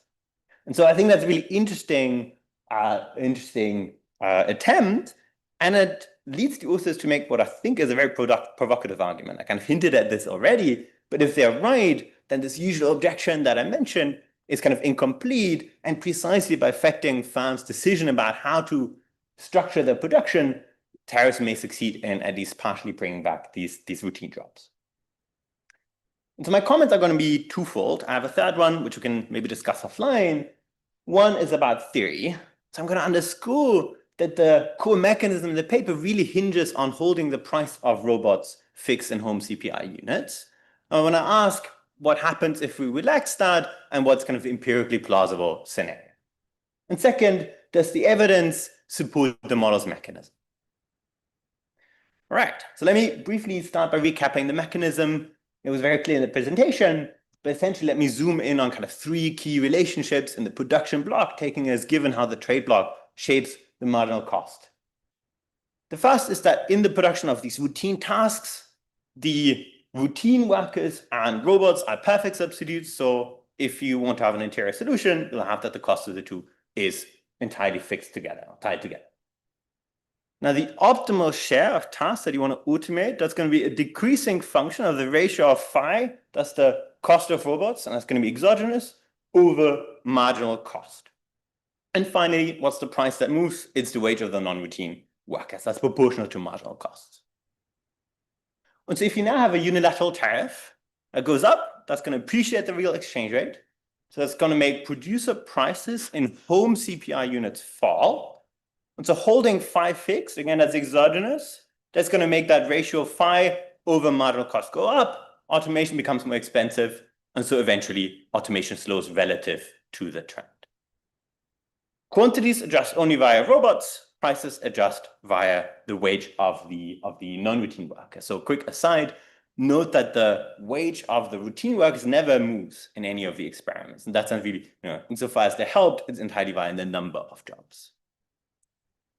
What I want to underscore is really that this automation slowing result hinges on phi falling by less than marginal costs, and the paper that's kind of because it doesn't move at all. And so I want to probe a little bit further where that assumption comes from. And so the first assumption or observation, pardon me, is to note that in the paper, if I read it correctly, there doesn't seem to be a resource cost in the production of robots, right? They don't absorb labor, they don't absorb intermediates. So in my mind, sort of in a complete model, right, that's precisely what should determine the cost of robots, the price of robots. The paper says that the price of robots is well determined, but then in the experiments, the phi, that's the home price of robots, that's fixed in home CPI units, phi star, foreign price of robots is fixed in foreign CPI units, while the exchange rate moves. So I don't think that can be one world price. My kind of interpretation is that they're de facto not traded. All right. So given how important this assumption about what anchors the price of robots is, I want to explore what happens if we consider alternative assumptions about the anchoring of the price, kind of alternative models of what determines the price of robots at the relative price. And so the paper offers this, for me, very useful, didactically useful example with a static version of the model. I'm going to take exactly that static example, but solve it instead with a flexible kind of phi hat that should change in the robot price, when the baseline is just equal to 0. I'm going to close it with 3 alternative models for the robot price. So case A, that's supposing that robots are produced from the home final consumption good. That's, a way of micro-founding the assumption that it kind of doesn't move at all in response to the tariff. But I don't think that's a very plausible model of kind of robot production, right? That's to suppose that they're produced from the whole, all the varieties that flow into the domestic consumption bundle. It also isn't really consistent with how the rest of the paper proceeds, where, for example, entry costs, export costs, those are all denominated in intermediate goods at home. So suppose that they're denominated in intermediate goods, well, then the price of robots is going to move 1-for-1 with marginal costs, and tariffs don't affect automation at all. The third row is what I think is the most plausible kind of model given the data, which is to say that the price of robots is determined on a world market, in particular that the US imports most of its robots.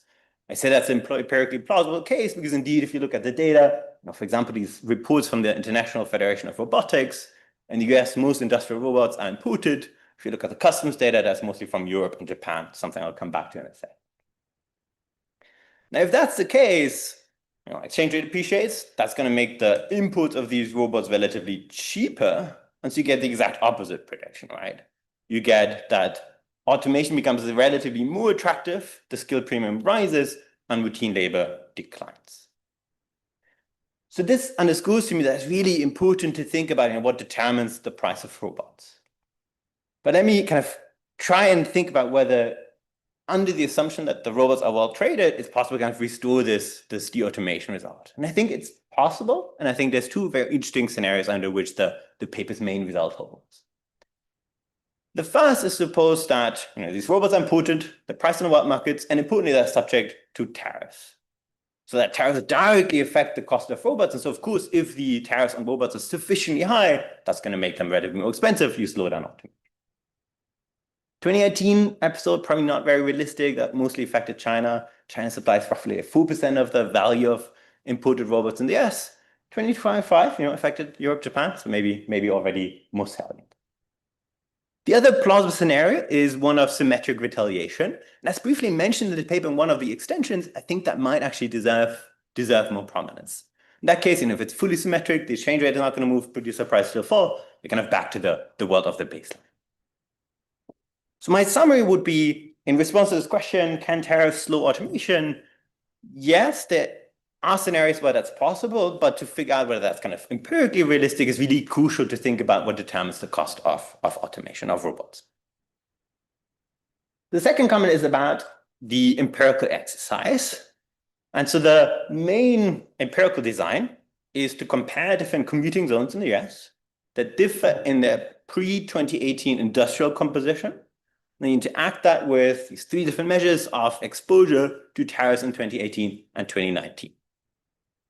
Again, zooming in just on the automation results, the key result is that commuting zones with more exposure to the cost side of these tariffs, they shift relatively more towards industries with a higher routine task content, respectively kind of shift less away from them over time. And the paper interprets that as supporting this task reallocation mechanism in the model. And the paper is very careful, they're not claiming causality, but I think it's worth probing a little bit further to what extent this evidence really supports the core model mechanism. The first observation is that in the model, again, we kind of talked about phi over MC all the time. That's the key mechanism. That's an aggregate relative price. But the design is cross-sectional, so that differences are out by construction. So you're never going to be able to capture that particular shock. The second observation is that the reported changes in task intensities, those reflect changes in the industrial composition at vary across commuting zones. So holding the task intensity at the industry level entirely fixed. That's kind of all you can do really with US data. But again, in the model, the mechanism is all about task reallocation, about cost minimization. Do I want to assign a certain task to robots or a routine worker or not? And so the data cannot speak to that. And there's no establishment that kind of changes how it organizes its production. So I think it would be super valuable to think about, can we figure out an alternative empirical design that speaks more directly to the model's mechanism? Here's kind of one suggestion, done only kind of in an illustrative way, which is, can we try and measure directly the inputs associated with automation? In this case, kind of robots. So again, it's kind of aggregate time series and kind of tea leaf reading. So don't read much into the particular trends, but let's take a first step at it. Bottom, that's the number of industrial robots installed in the US, according to this IFR federation. That's very widely used in the automation literature. And at the top, coming back to this notion that most robots are inputted in the US, that's the dollar value of inputs under the product code associated with industrial robots based on customs data. And what you see is, this peak in 2018, especially clear in the bottom series, and then, a decline to 2019 for the IFR goes down a little bit faster. Again, not something you want to overinterpret, but, hey, it's consistent with a temporary slowdown of automation.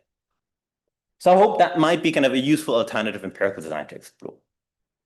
Now I want to wrap up by underlining, in a slightly different way, why I think this paper actually addresses really, really timely question.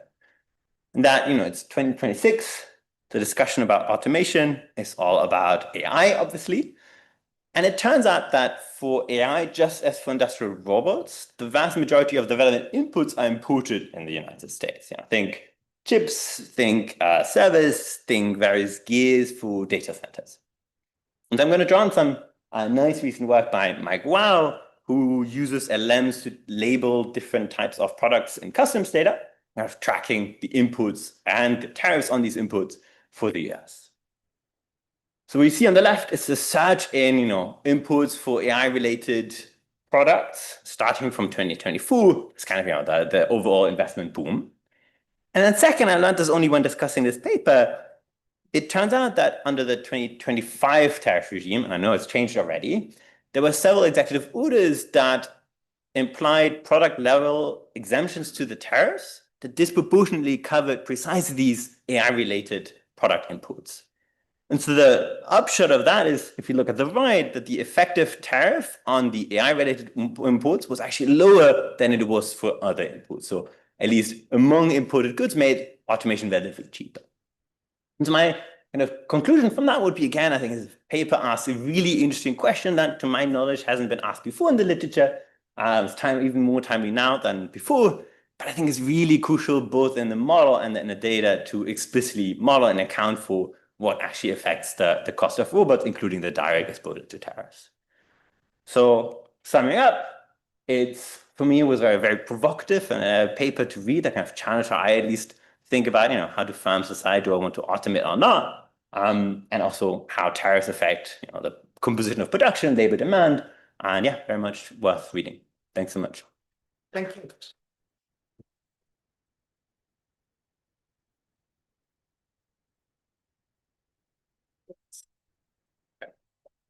Oh, that's a stop. Okay, so let's open the floor to questions. 1, 2, 3, and 4. Okay, let's start with Paul.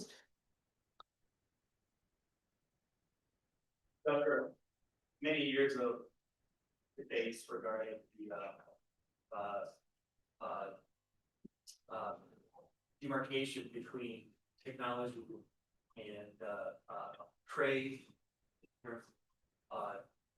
manufacturing wages, it's really interesting to see the theory of all those two margins in our 2 comments regarding modeling choices. See, but an important part of your mechanism is the decline in producer prices. But one issue raised by recent tariffs is that in a world of global supply chains, tariffs can raise intermediate input prices if they're imported. In your model, it looks like trade only occurs for the final goods. So would your results be that it also allowed for international trading? Yes. And a second point, if the motivation is reindustrializing the US, sometimes this is framed in terms of the reallocation of labor towards the manufacturing sector or some other non-manufacturing sector. that your model is really complicated, might consider adding an alternative non-manufacturing sector in that geology. Okay, Mario?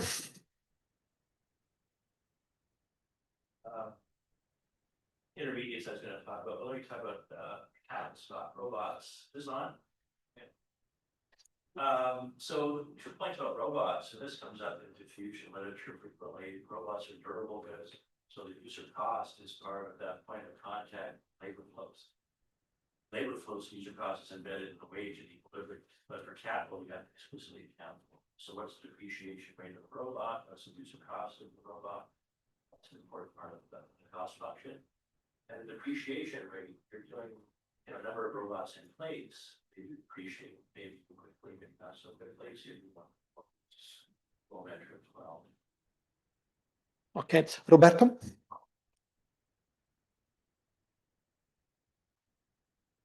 Yes, I mentioned the paper discussion very much. I was wondering if the restrictions could be on the tariffs as the policy instrument in structural examples that should try to think about the large or whatever commercial policy. In this case, complementary with something else like transfers, taxes on profits, or whatnot, right? That actually can.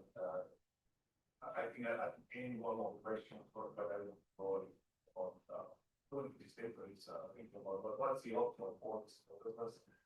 What's the optimal social problem that evolve, whether it can be only tariffs or other instruments as well. My other question was, this as I want to do all this is very I guess that's one to start, and things are changing at an amazing speed. So I was wondering if you can thought about way automation and robots. I concluded that actually would that sense suggest that approach or different source. Thanks. Fabrizio? Yeah. Yeah, no, great paper and great discussion. I have a question about the welfare impact. You seem to suggest when tariffs have the standard terms of trade that are true in every model. But here I'm wondering whether this is an additional thing related to the discussion. Like, before tariffs, we see this big hollowing out of the middle. And would tariff benefit the middle? Or maybe some groups in population would get an extra benefit from tariff from your mechanism of this reduce automation, and so maybe the middle decline less or maybe grows. Thank you. Why don't you answer those 4 questions? Yeah. And then if there is time, we'll continue. Thank you very much. These are very interesting and important questions. We all basically addressed it at some point in our discussion. And so typically the question of whether we should have trade in intermediate goods. So this is on our potential to-do list. This is something we want to look at. Sorry, where are you, Paul? Oh, yeah. We want to look at this. We think this would be potentially an important extension of the model. And so it's really on our to-do list. So very fair point. I think a non-manufacturing sector, as you said, the model is already quite large, but yeah, we can think about it at least about the implication. I also want to thank Lucas because his discussion has been amazing. We have been discussing this question of the constant price of robots very much.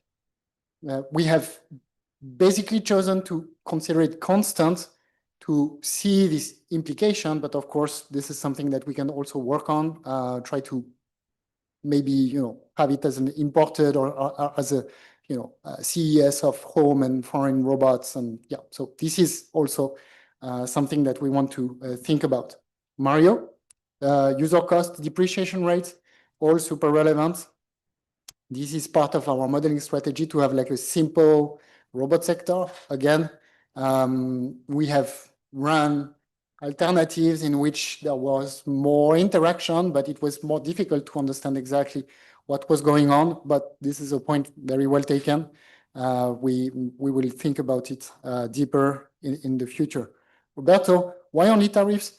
Here we have 2 instruments in a way, and they're both operative because as opposed to many papers in which you have a representative agent, the way you rebate the tariff is part of the policy and has different aggregate and welfare effects. And in particular, for example, if instead of uniformly rebating, you finance a labor subsidy that goes only to the workers, this is first maximizing the welfare effects of the tariff, but also this is changing the welfare maximizing level of the tariff. So there are plenty of things in the paper about optimal policy and what you should do and the welfare maximizing and how automation affects this. Of course, conditional on the constant price of robots. But here we think that tariffs and the rebate is entirely part of the trade policy. And for example, we show that if we give everything to the routine workers, like this is too much pro-routine, actually the tariff is welfare damaging as a whole, right? Because you penalize the middle class so much compared to the routine workers that actually you have aggregate losses from the tariff. And the welfare, in this case, the welfare maximizing tariff is 0 or below 0, right? And so this goes back to your question, Fabrizio, excellent question. True, I didn't discuss it, but in the paper we have an entire section about how the incidence of the tariff through the rebate and through the wages and the income of workers, but also how alternative rebate schemes matter. This is all inside the paper, and this is all super interesting. Our general conclusion is that if you favor too much one category, so the super rich, the farm owners, or the routine workers too much, you kind of lose the gains from using the tariffs, and this can even lead to negative welfare maximizing tariffs, as I said. So, yeah, I don't know if it answers or if you have more comments. I'd be happy to. Yes, if I can, I would like to ask a question. I was wondering whether the model is more about impact of tariff on training more than automation per se, because the way automation is affected is through the change in the relative wage between routine and non-routine, and consequently changing the incentive to train, right? That seems so in some sense already there is a distortion on that margin that might affect also productivity, I suppose, in the model. In terms of policy, then, if we care a lot about automation, in some sense, it could be to use the tariff rather than rebating as lump sum transfers to affect the incentive to train, so that we don't change the essentially the fraction between routine workers. So I wonder whether my argument is valid or wrong. Yeah,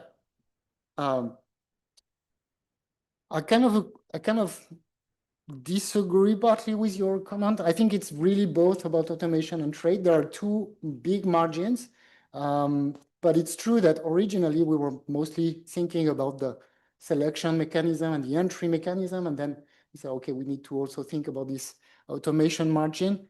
I would say, yeah, the trade part made its proof already, and it's already super interesting and well known for analyzing this kind of problem. So our main contribution, I think, is on the automation part of it and how this also affects the effect through trade. But yeah, I think this is a matter of opinion to some extent. Very good suggestion about trade policy. If you use the tariff revenue to finance some kind of export subsidy, I think this is. I didn't mean trade. I mean training. Training. Sorry. I mean the S. Okay. Yes, I agree.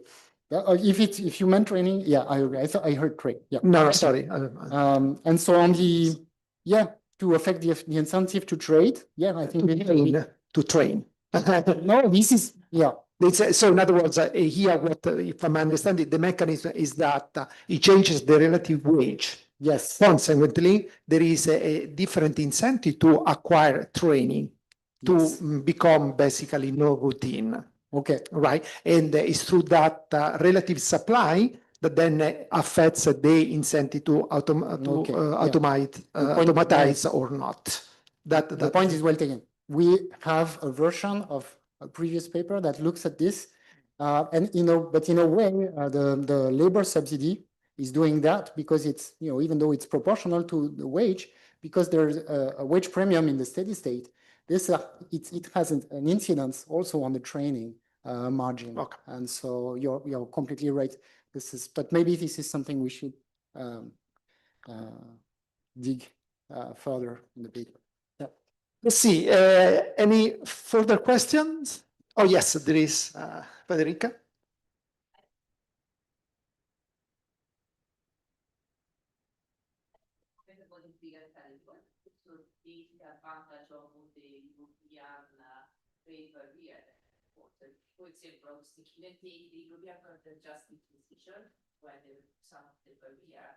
And then to see whether the European firm benefit for and could the ultimate more the model.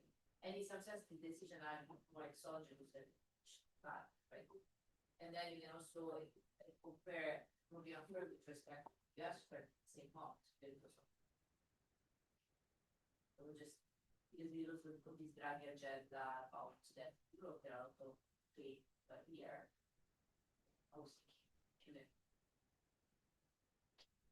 Yeah, good suggestion. We can also have a look at this European margin. It's true that it did not strike us immediately because we were working on the US and and the tariff, and they're more unilateral from a US perspective.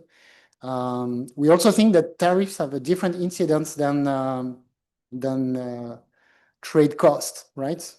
So at first we thought tariffs, they're the symmetric of a trade cost in the Guérini-Meditz model. They're not, because they have a specific incidence on profits that make them relatively different. And so using changes in trade barriers to infer is not completely the same as tariffs. But yeah, it's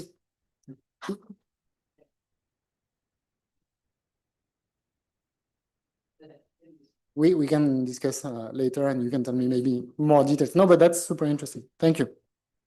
Okay, so we can close here and then we reconvene at 11.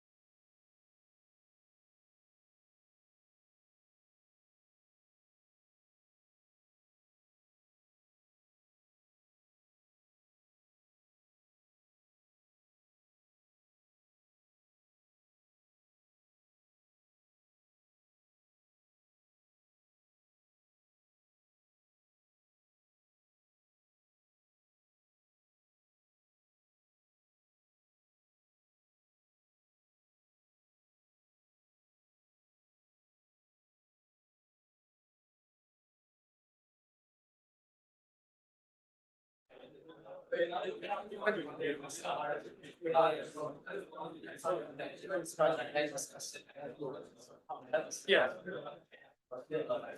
Yes. Yes.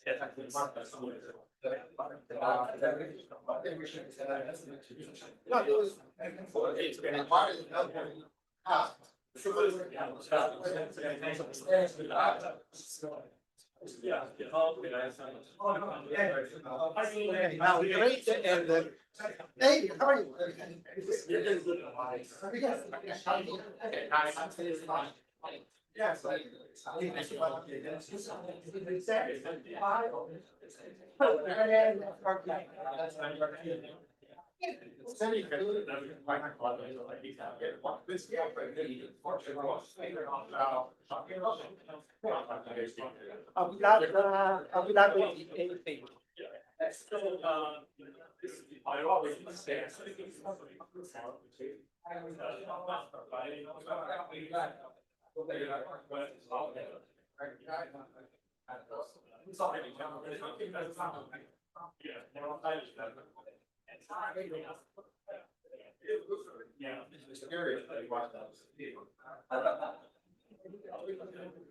Yes.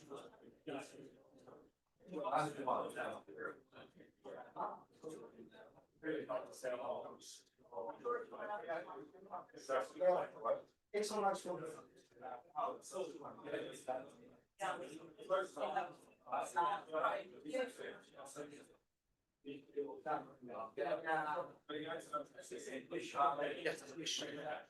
I'm gonna bring it down.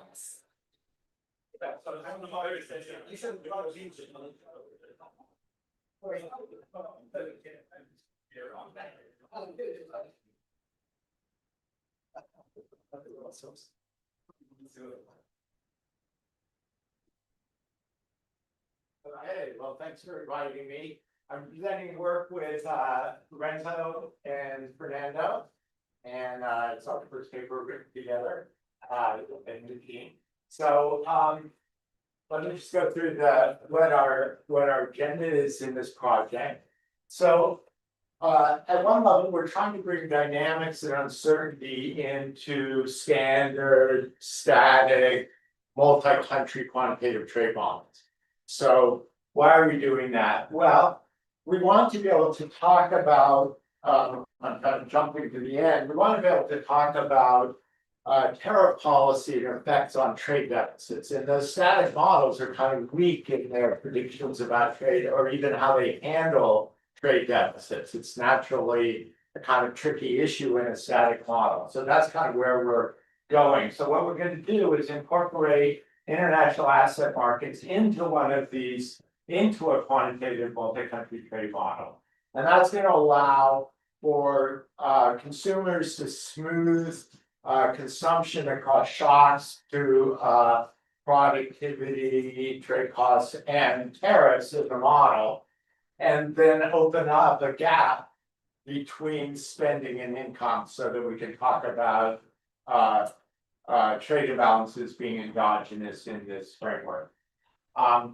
Another thing that it's going to do is to give us an internally consistent way to think about counterfactuals, because in this world, things that happen are going to be things that could have happened, and the agents in the model realize they could have happened, and then we could just say, well, what if they did happen rather than something else happening, and then do a counterfactual based on that difference between what actually happened and what could have happened. And that's what I mean here when I say peak at an outcome in a state that could have been relative to the state that was, the state that gave us the data that we have. And then we're gonna, like I kind of jumped to that one, that we're gonna use it to explore the effect of the Trump tariffs on the global economy.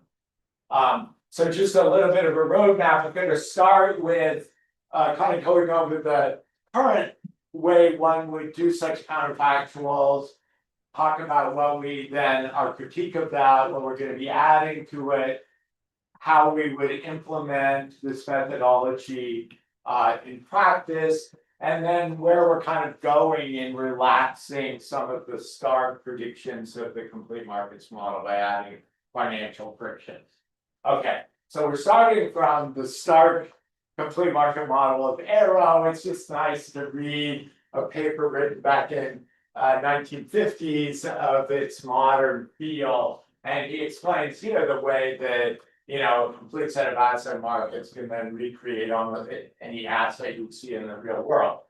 Okay, here's how that's kind of to get you thinking about your first year in graduate macro, where you had a picture like this to describe the complete market model. And it's just a nice way for me to describe what are the basic idea of where our counterfactuals, how our counterfactuals are going to work.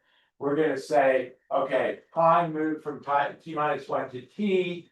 We moved this direction rather than that direction. We could have moved that direction. We moved this direction. This gave us some data. And then a counterfactual for us is going to be peeking over it, what the world would have looked like here had S tilde t been what happened rather than ST. So that's going to be for us what a counterfactual is. In fact, there's more general ways to think about it in this setting, but this is the one we're going to execute in the paper here. So there's a lot of prior work of people exploring the interaction between trade frictions and what those imply about trade imbalances and so on. So that's what we're building on. Okay, so I'm going to have a short period here of reviewing the kind of standard static approach and then critiquing it. So I'm going to talk about the Ricardian multi-country model. So rather than having a slide with all the notation, I'm just going to walk you through the equations one by one. We'll have an equation for a price index across a continuum of goods. It's a CS price index. And the price level is going to depend on the level of technology in the different countries that you buy from, because if their level of technology is higher, they're on average going to be lower price. You're going to typically more frequently buy from them. And then, of course, if they have high wages, or if it's costly to move goods from their country to your country, that makes the prices higher. And we have two types of frictions here: an iceberg type, which is called D, and a tariff type, which is called TAP. So it would be 1 plus the tariff to convert it into iceberg type world. And then theta is the trade elasticity, which starts life as a parameter of the Fauché distribution. So it's determining the extent to which the economy you can substitute into different producers as a relative cost change.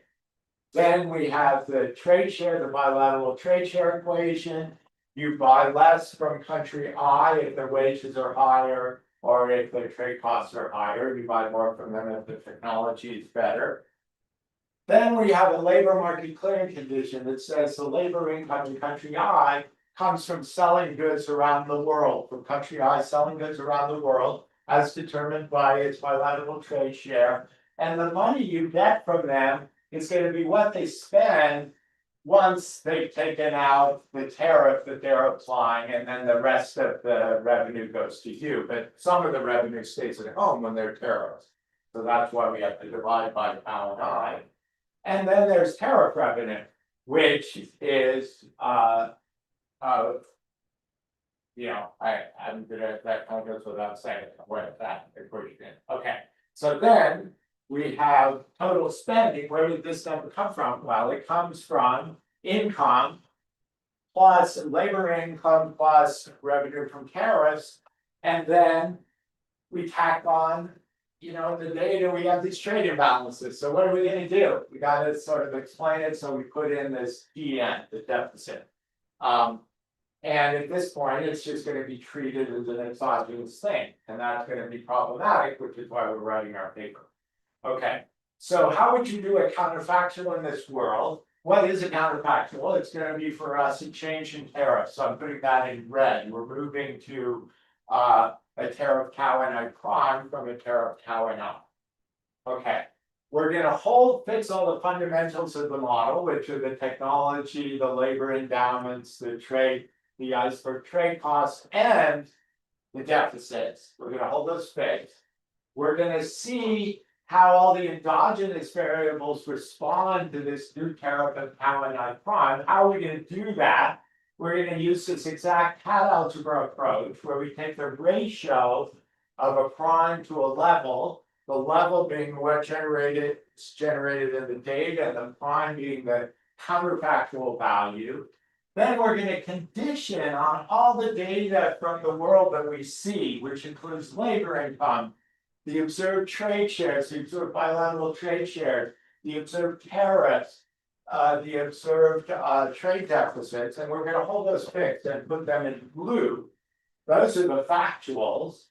And then we're going to create the counterfactual through the hat. So the counterfactual change of the tariff in red, this is going to be kind of the driving force of the counterfactual, is this tau hat. That generates a bunch of changes in all the endogenous variables relative to the baseline, relative to what the data gives us. And then we're going to solve for those things in the system of equations that's coming up, which is this.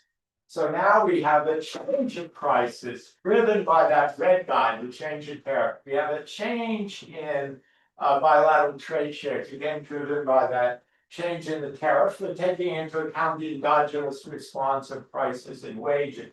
We have an expression to get us those changes in wages.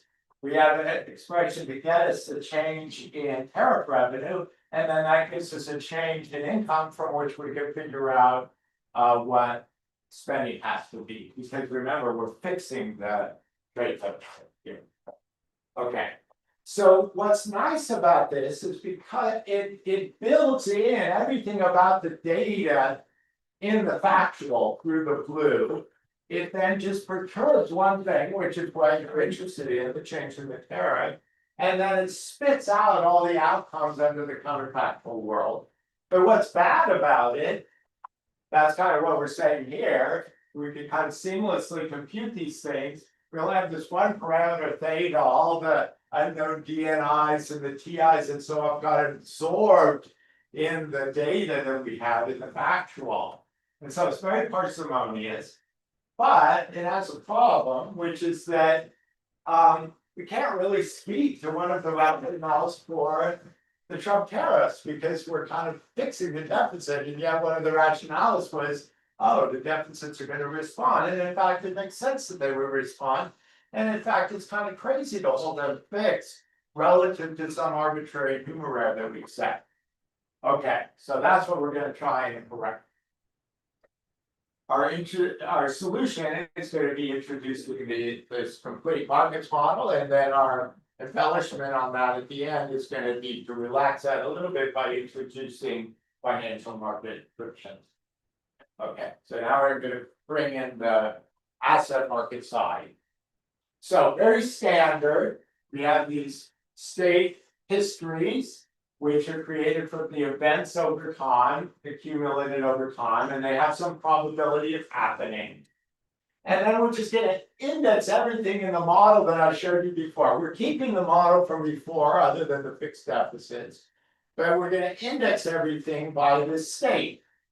So that's why we have a productivity level indexed by the state, iceberg cost indexed by the state, and even tariffs indexed by the state. So everything's indexed by the state in terms of fundamentals and as well as outcomes like the price and the new bilateral trade share and so on.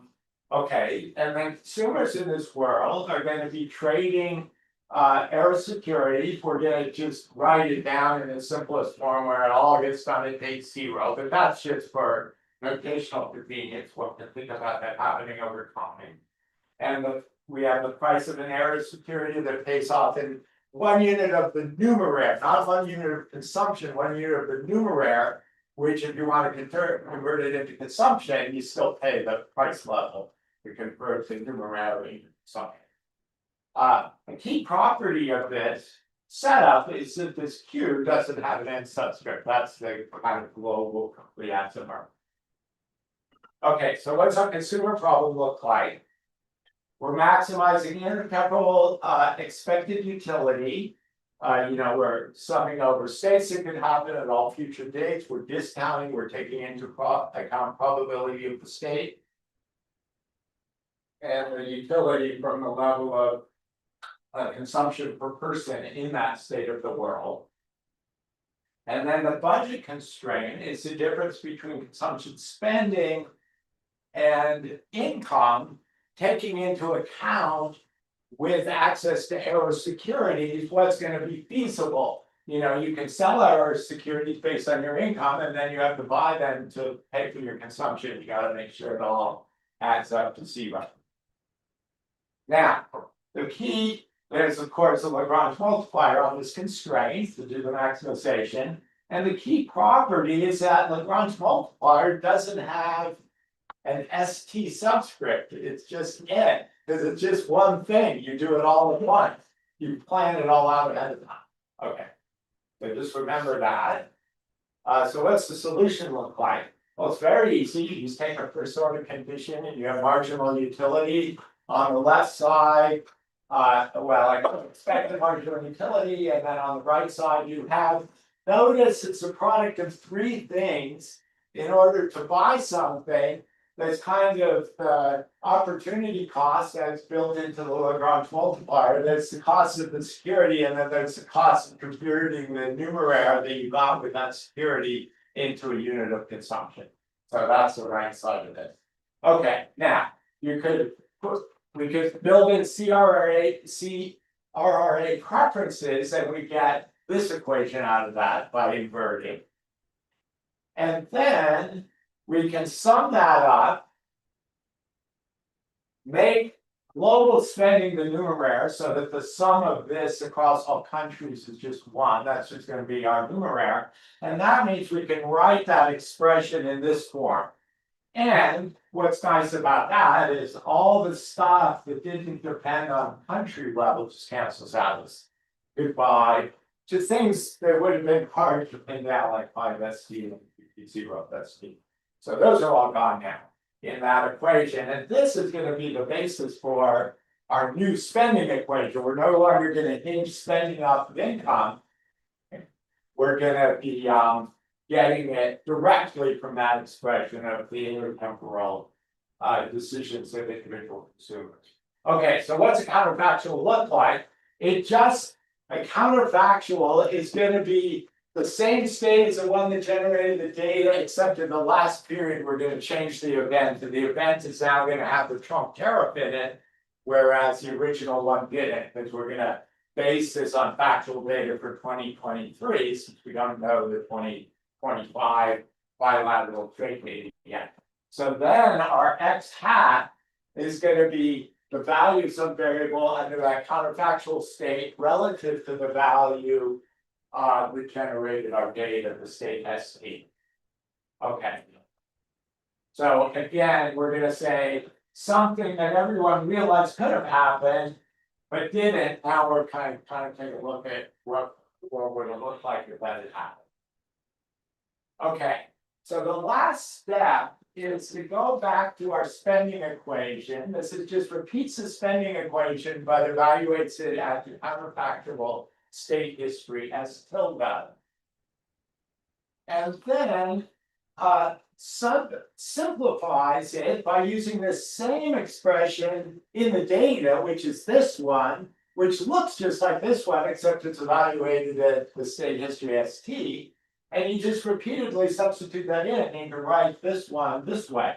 And now you're using factual data, and the only thing you have to worry about is to change your prices, but we have a model for that. That's a trade model, it's going to give us the feedback.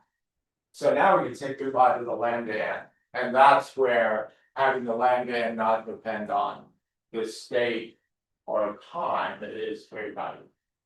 Okay, so what does that give us? Well, now we have this system. So how does this system look different than the one we had before that I was criticizing? Well, there's no deficit sitting here. The deficit's endogenous and can be computed from these things, but I don't even need to show it. You can compute this solution to this system without even talking about the deficit, because you have everything you need. The price equation hasn't changed. The bilateral trade equation hasn't changed. This guy is new. This guy wasn't there before. Remember before, this X was being hinged off of income and an exogenous deficit and maybe some tariff revenue. And then you have the labor market clearing condition, and it doesn't change much. So it's really this guy, and then this guy wiped out those two other equations, the one for tariff revenue, which you can just work out later, and the one for income, which you can just work out later. Okay. So that's our, so now we can take a bite of the trade deficit. Okay, so we're gonna implement this, with, data for 2023.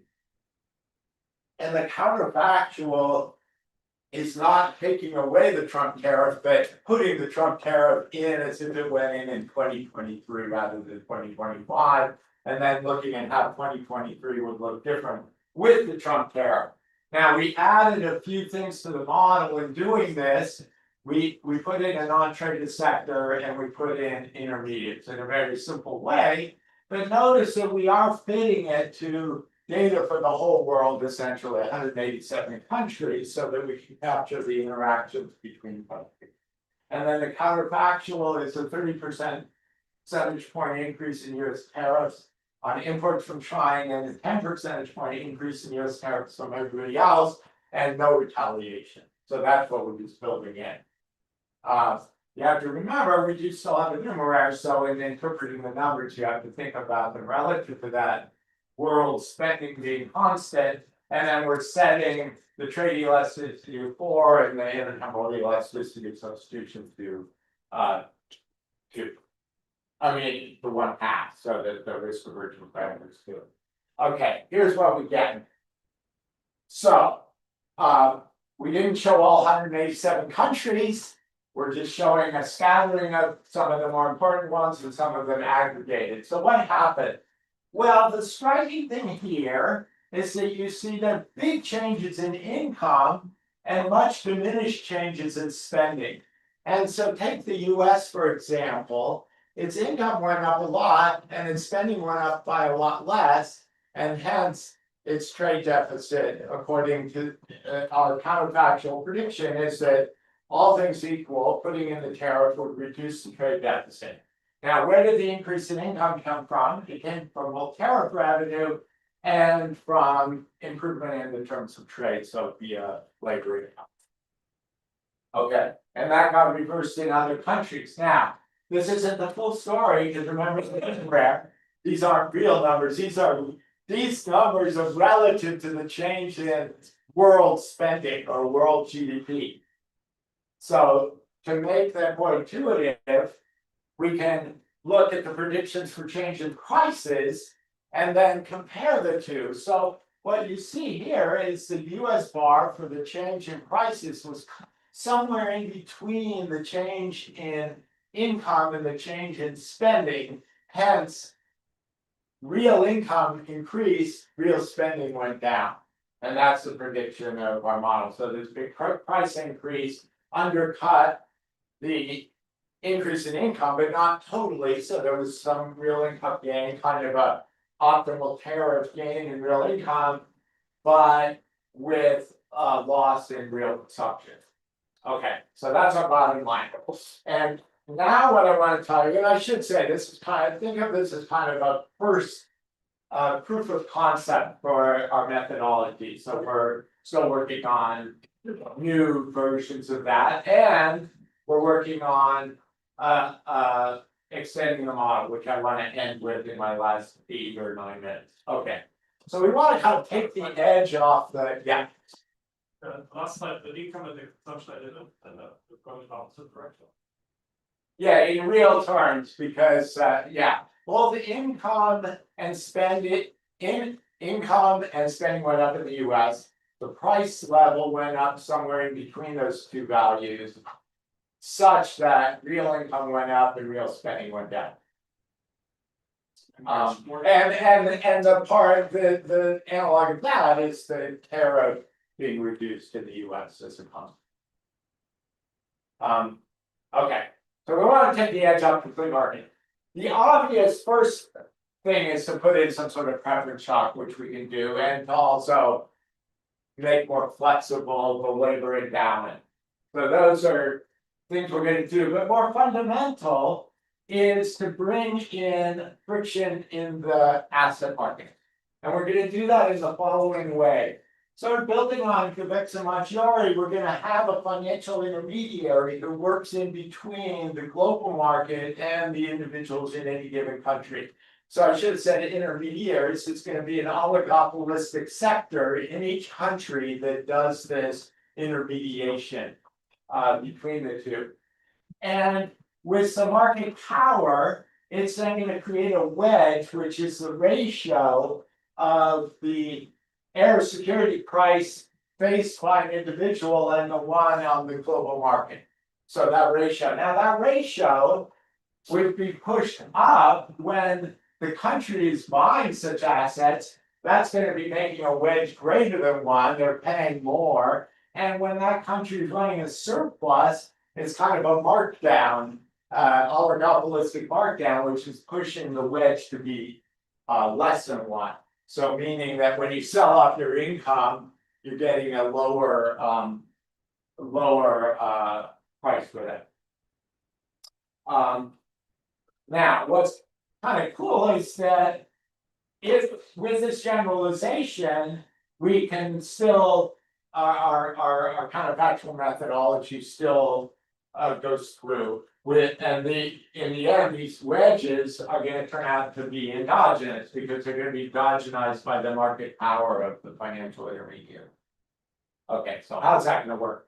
Okay, the consumer problem hardly changes at all. The one new thing is right there, the wedge. So we can just kind of write it as the global security price times the wedge, and then that's the thing that consumers are taking into account in their temporal budget constraint. So we still have a fixed Lagrangian multiplier lambda n. So that part is still there. Now, a nice feature of this is that if those wedges are very small, so the omegas are close to one, well, then we're just back to complete markets. And if they're really big, you can drive yourself all the way into financial autarky. Now, in financial autarky, of course, you can still trade. You can have a huge volume of trade. It's just always got a balance. So it is kind of a different demand. It's kind of interesting that there's this kind of interaction between goods, trade costs and goods, and how much borrowing and lending we do. But then this goes directly after the borrowing and lending, this friction, conditional on the iceberg trade costs and other trade friction. Okay, so we can span that. Okay, so how does aggregate spending work? Well, our first order condition is almost unchanged. It's got an omega there.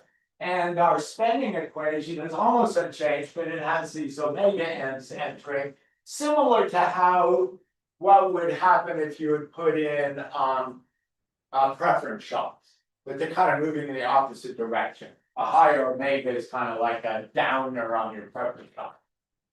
Okay, so we lose the key property of the asset prices not varying by country reports, and so they're entering there. You think it's all hopeless, but since we have a micro foundation for these wedges, that's going to come to the rescue and mean that we can still work with this equation, even though we have that property. Okay, so what's our micro foundation? We're going to have these oligopolistic financial intermediaries. They're going to be working in segmented markets so that they're small relative to the aggregate economy, but big relative to the set of individuals that they're serving with financial services. And so that's kind of a trick to mean that they don't have to calculate, they don't have to think of their actions as affecting the global economy. And so then, with mn of them, we get a familiar equation, which is just the markup or markdown equation, which depends on the inverse of the elasticity of demand in the standard way. Okay, what is that elasticity? Well, interesting. The key part of it is the gamma, because the gamma in the intertemporal elasticity, or the 1 over gamma, which is the intertemporal elasticity of substitution, is the extent to which you actually, if you're being screwed and forced to pay a higher price for the air security, the extent to which you sort of dampen how much you want to spend. Now, it's not just that, because then that gets kind of leveraged by the ratio of spending to the deficit. And so that ends up being the elasticity that is faced by this oligopolistic intermediary industry. So you can just hinge those two things together and solve for the endogenous wedge, and here's what you get. I kind of like to look at it this way, where capital D is X minus Y, and you can see the way in which when D is positive, this is going to be greater than 1, and if D was negative, so say you're running a surplus, it works the opposite way, because you're not able to sell your the security from your income at its higher price, and so again, the W moves down below 1, moves up above 1 when D is positive. And we can, and because we have this neat little formula, it's easy to apply the exact kind of algebra to it and run counterfactual, which we have yet to do. So that's my conclusion is, so we started out wanting to speak about Trump's tariffs and then realizing that our static models come up a little short because they don't talk about the endogeneity of deficits. So they have this great quality of bringing in all the data from the world and all that heterogeneity across countries. And we wanted to kind of save the one and improve on the other. So we kind of hinged together Ricardo and Arrow. That's a little advertisement for Arrow. Everybody read it, but it's good to read it again. The Arrow formalization was kind of surprisingly friendly in terms of being able to let us run these counterfactuals with endogenous trade deficits. So that was kind of the surprise in the first part of our paper, and now in our extension, we're kind of showing how we can move a little beyond Arrow, bringing us financial frictions, and we hope may take some of the edge off the parts of the complete markets model that tend to run into empirical difficulties. So let me stop there. Thank you.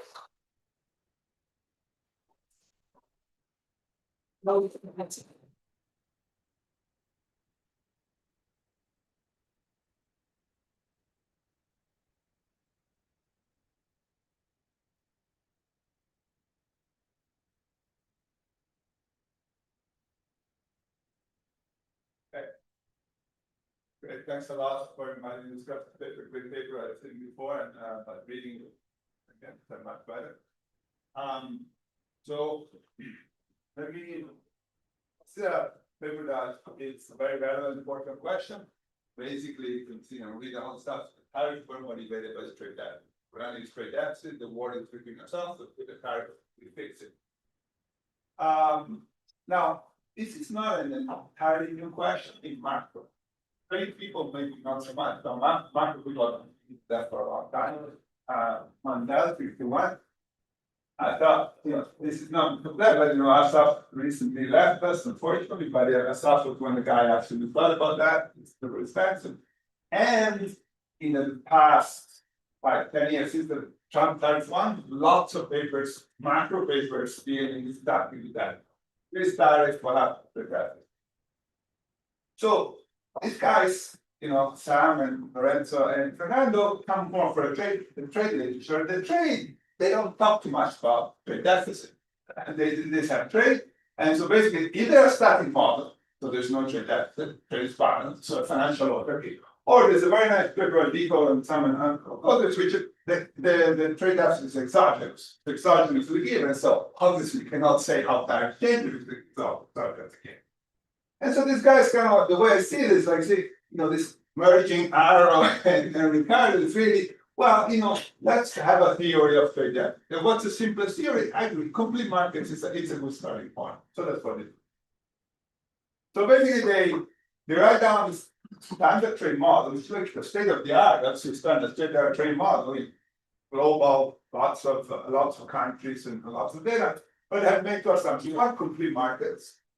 And the one that's actually important, there's no capital, or capital is split. And that's actually an important assumption. Now, this is that it becomes a dynamic model because there's complete markets, and as some clearly explained, people don't have to equate their consumption and their output in every period, countries. So then there is generic consumption in country I times D is different from output or revenues in country I times D. So there's a deficit. But the key thing, and this is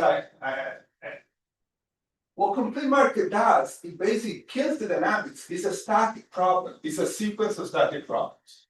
And so that's why you can apply this exact algorithm, because at the end, it's not much more difficult than the original trade, because it's a static trade, because it's a sequence. So it's a sequence, and so every period you determine your consumption different from output. So you have that, but it's a sequence, and that's really the key in making using this exact algorithm. And that's well known in math.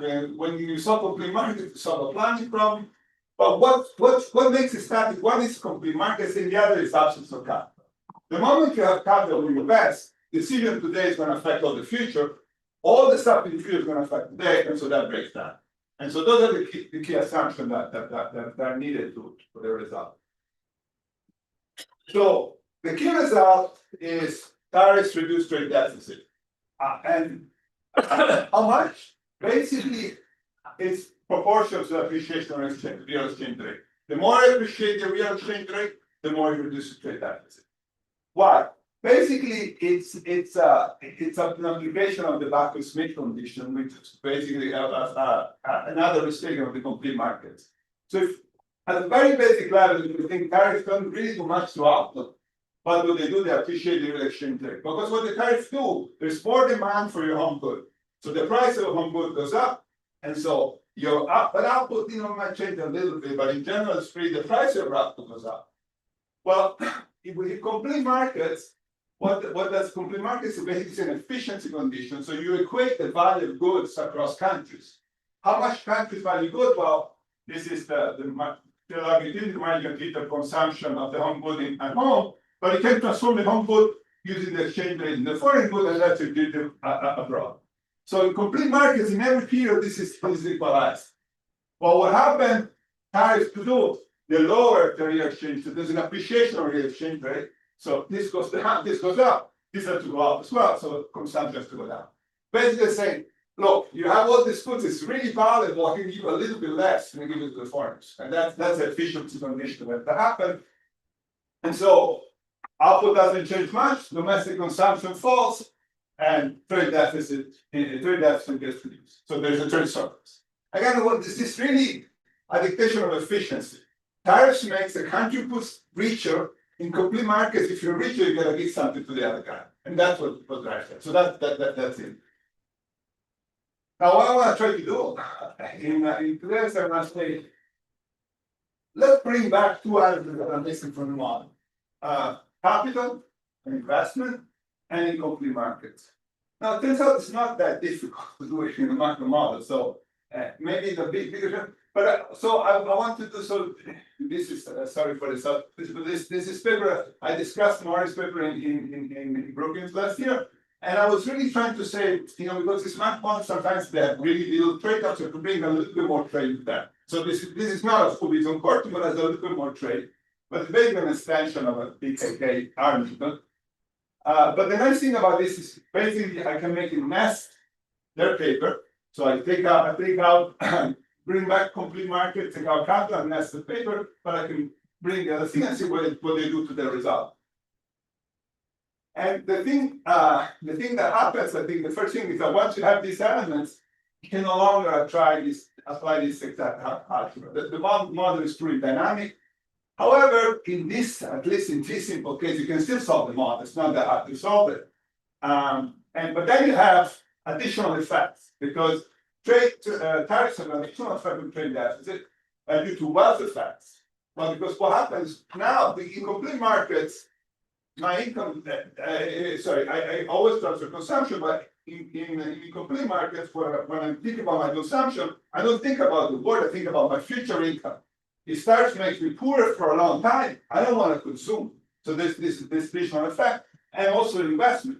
if tariff reduce efficiency, I want to invest less, it does an effect on trade surplus. So we have this additional effect that we're having in the model, and I look at it. And then at the end, hopefully at the end, I want to talk about the persistent tariff.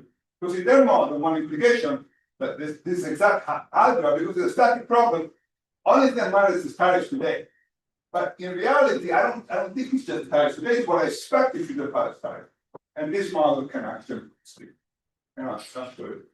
Okay, so look, the model is basically a BKK. So for those of you, it's just a Armington model. The only difference is that in the Armington model, I produce good A, you produce good B, and we both trade. Here, it's a little more sophisticated. Both countries produces both good, A and B. So there's a home country, which is the red guy, and the foreign country is the star, F star. So, and there's a final good in the home and final good in the foreign, and both final goods requires goods from all the countries to be produced. There is some intermediate, GA and GB, so those intermediate use a home, this intermediate use abroad, and every intermediate is produced using these varieties A and A star, B and B star. So both the varieties, and there's some standard home bias. And in the spirit of the Eastern Quarter, I have that country 1 is more productive in good A, and country B is more productive in producing good A to B, and country B is more productive in producing good A to A. So there's a role for specialization, but without tariff, I produce a lot of good A and then export it, and the other country produces more good B and export it. So that's the thing.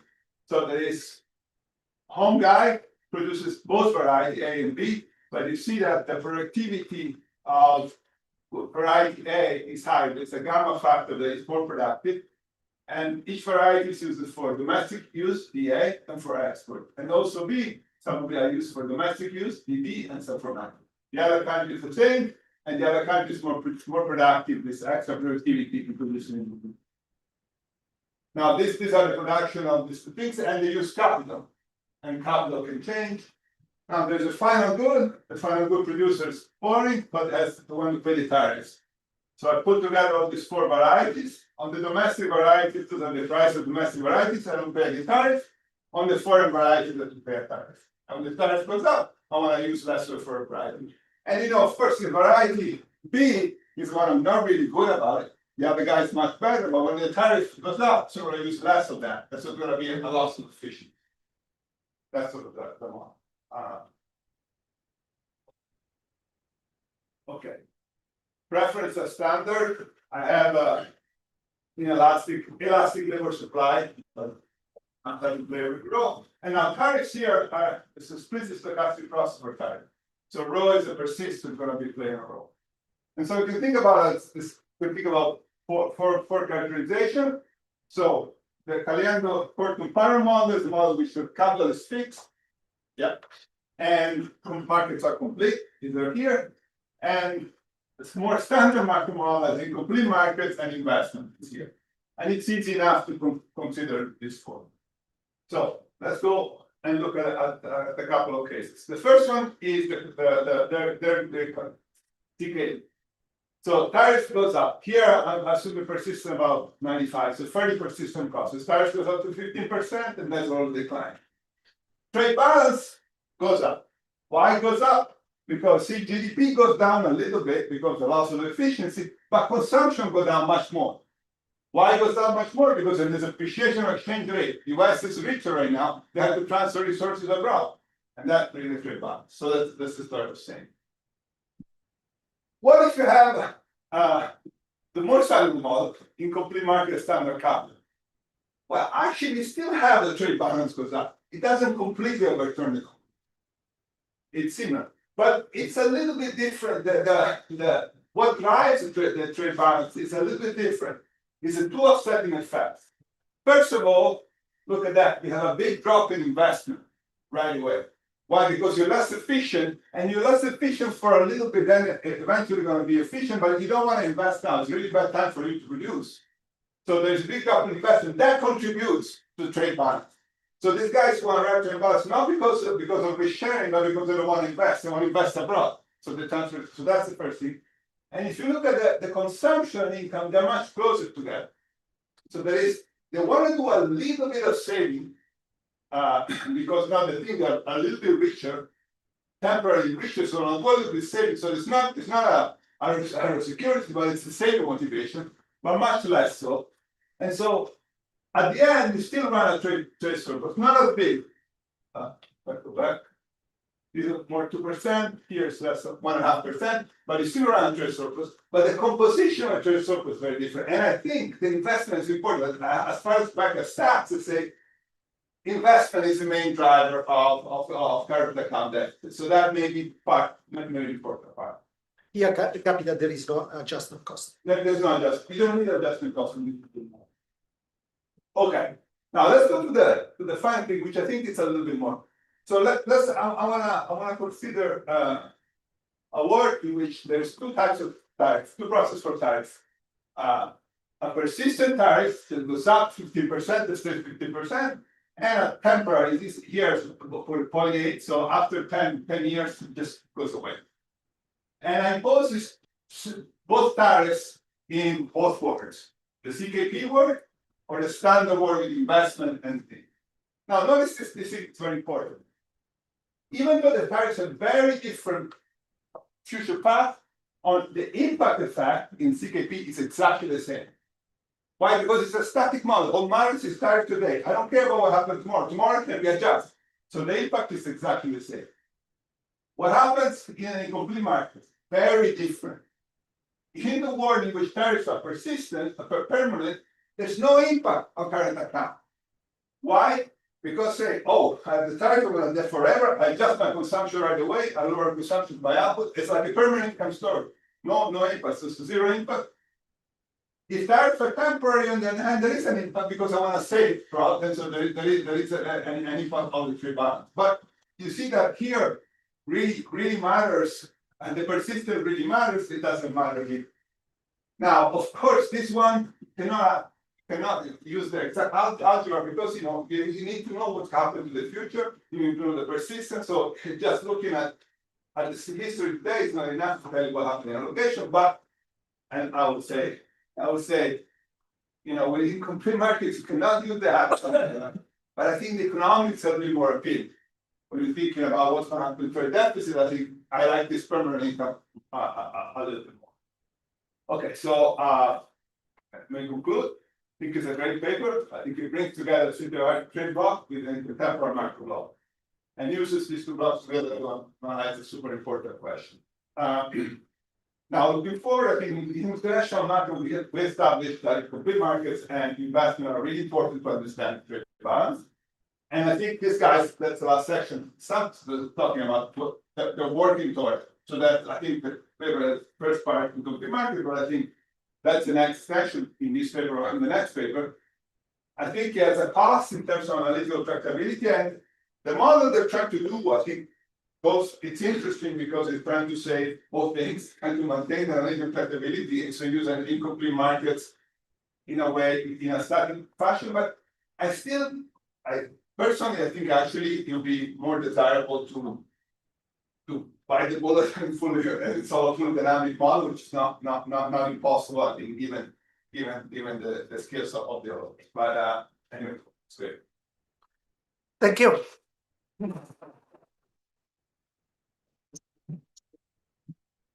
Okay, so let's see. We have Mick. And Mario. So let's start with the first three questions. Mick. Okay, I think the distinction between complete and incomplete markets is even more important, I think, than Fabrizio mentioned, because with complete markets, I don't see any welfare tariffs, because the benefit of tariffs is going to be shared across all countries, whereas with incomplete markets, at least with unanticipated tariffs, you're going to get a national benefit. So the optimal tariff with complete markets could be zero. That's an important additional distinction. The second thing is that you didn't actually, I guess, in future versions of the paper, you will solve this frictions in asset markets. I think that's an amazing thing. I was just it's a comment, not a question. It looks pretty neat. I'm very interested in seeing how it works. Yes. I was curious, when you solved the problem, you didn't allow for like wealth differences across countries, I think. I mean, initial wealth. Yeah. Which, you know, you have complete markets still, the vaccine puzzle will hold not the puzzle, but the condition. And I was just wondering if for the quantitative exercise, if that would have, because that's going to kind of shift the allocation of expenditure across countries, I think. And so what are you doing? I mean, the net foreign asset position in the real world is very skewed towards certain countries. So how, quantitatively, is that an important thing to bring into the analysis? And does your hat algebra result? I think it's still going to hold, but does it look a little bit different? Mario?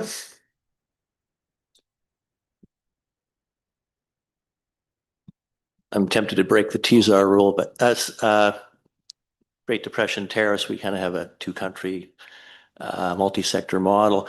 But just in terms of the general class of models, RBC models with symmetry and technology and taste, common shocks tend not to generate trade imbalances.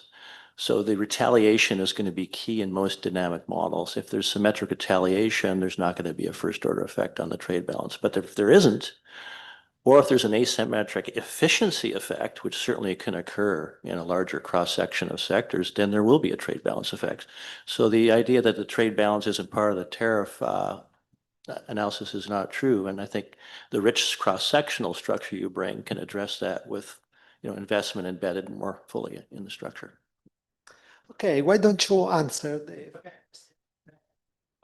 Well, I'm going to do it in reverse order, but lest I forget, I just want to thank Fabrizio for the comments, but I'm going to try and get to his points, but probably at the end, because the way my memory works. So Mario's point, yeah, we can do a lot with retaliation, but we have not yet experimented with that very much. But I do feel like the retaliation is one of the kind of, maybe to get back a bit to the spirit of Fabrizio's comments, I guess that will be where there's real payoff to having so many countries. And I do feel that's what okay, so we're sacrificing something clearly. I think Fabrizio made a nice point there in his discussion of how with a two-country model, you can bring in capital and bring in these points that we are skirting around.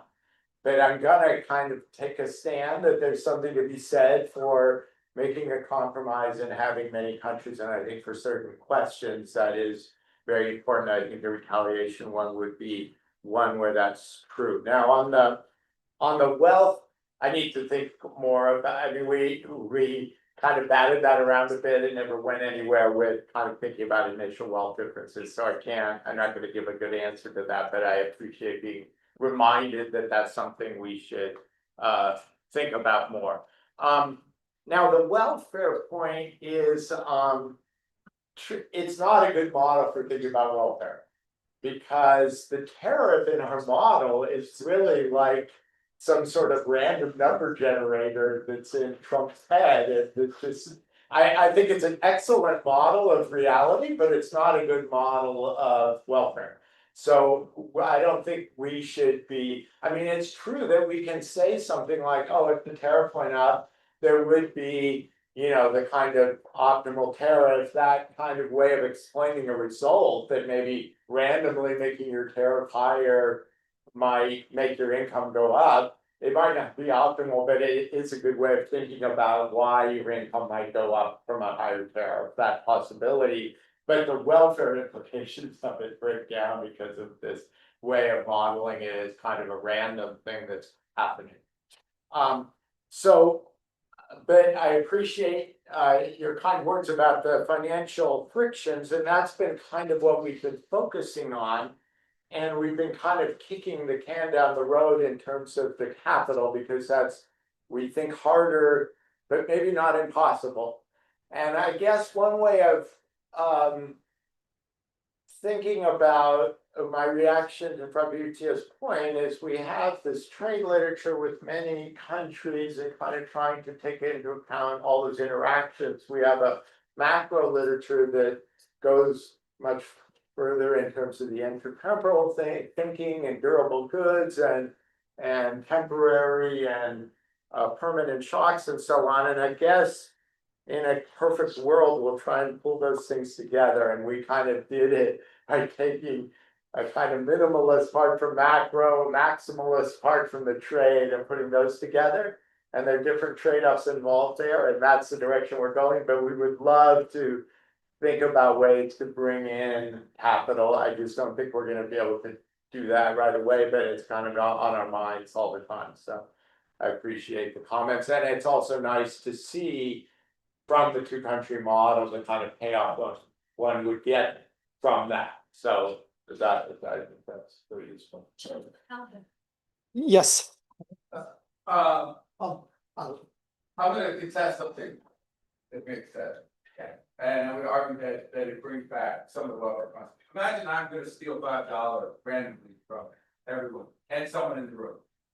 Now, we're then gonna buy complete markets, we're gonna insure ourselves so that whether or not I stole in the end, if I steal from Vic, it's gonna be insured against it. But ex ante, I get the benefit of probably I steal from each other for $5. So tariffs still have welfare consequences, even though we'll insure in the end, I still get the benefit of the anticipated, you know what I'm saying?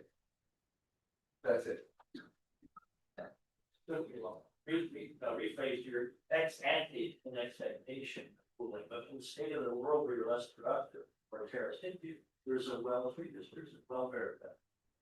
Ex ante, I'm richer, and then whether the tariff comes in, it gets insured himself, so whether or not he actually gets hit, who gets hit here doesn't matter. When your family imposed the optimal tariff, knowing that you have to give half of it back to me. Yeah, because I got all that money up front and then I sold you insurance. I will have sold you And I get it insurance. back. So Next post. So next ante, I'm better off. Okay, that's all. Okay. Oh, there is a question. Yeah. So I wanted to ask about the financial frictions portion. To me, it's a bit related to the points that came up. We make a contract in the beginning of time that in the states of the world, I place tariffs on you. I will actually transfer some of my gains back to you in the form of error de bro transfers. That's the baseline. Do we get around that problem when we do the frictions, or do we just take into account the upcharge that the financial intermediaries are charging? I just wanted to understand. The answer would be that the story that you told, which is be diminished, the financial frictions are just going to make that less stark and they kind of narrow the band of the imbalances that we're financing. We're making it more costly to run these imbalances.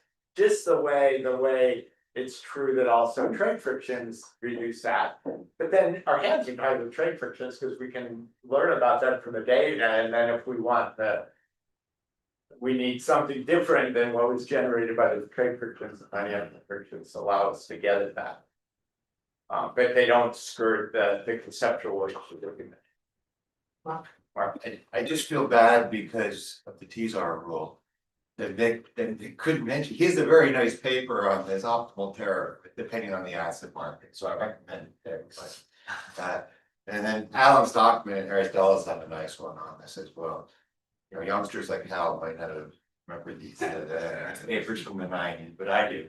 Well, I think we had the Alan Stockman one. We have a great quote from from Pat Keogh, when he must have been like just barely out of graduate school, commenting on how the complete market setting is such a nice way to think about a counterfactual as opposed to like a MIT shot.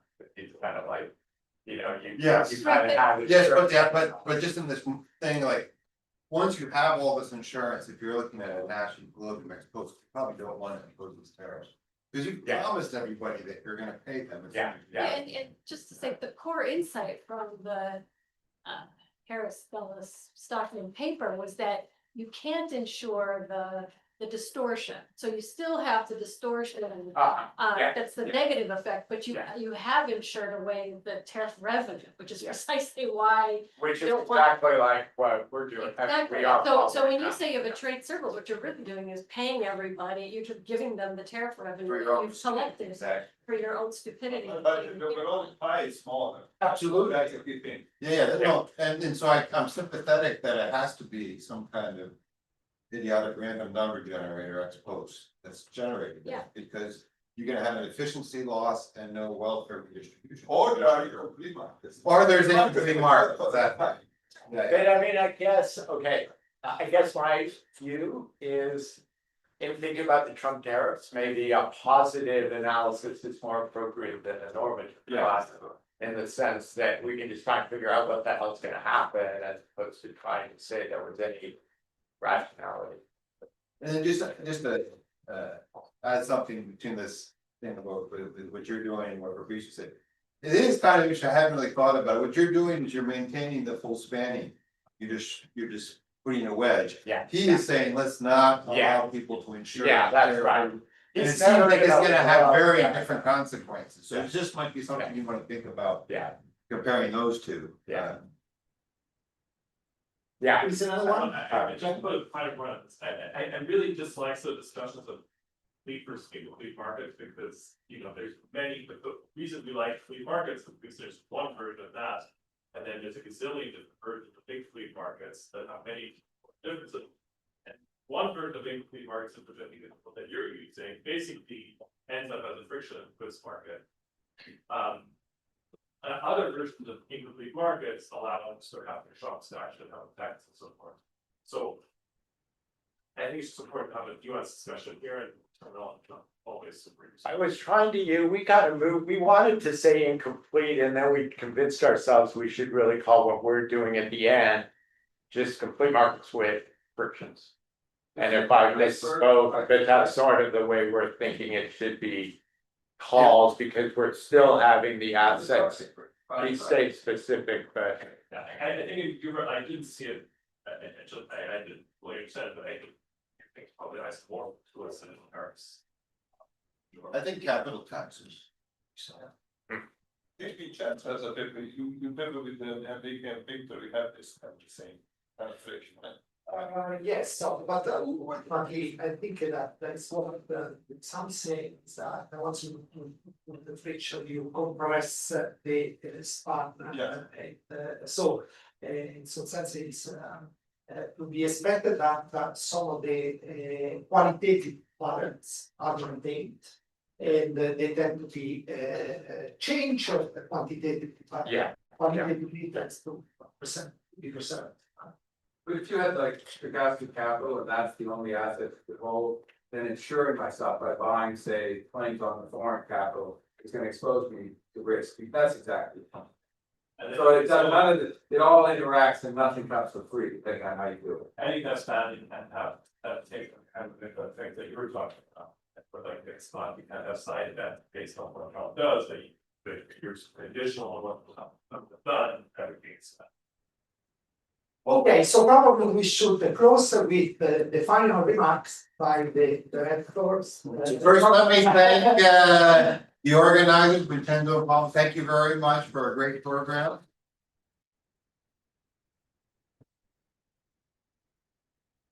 And of course, thanks to all the authors and discussants. Just for FYI, there's a fall program meeting on October 23rd. You'll get a call for papers about that at some point. And then I also want to advertise that we're doing the NBER in combination with the Latin American Central Banks. We're having a conference in Costa Rica in December 10th and 11th. And the due date, the call's already out. The due date for the paper is in early September, so get your papers in for that as well. All right, thank you all, and see you in October.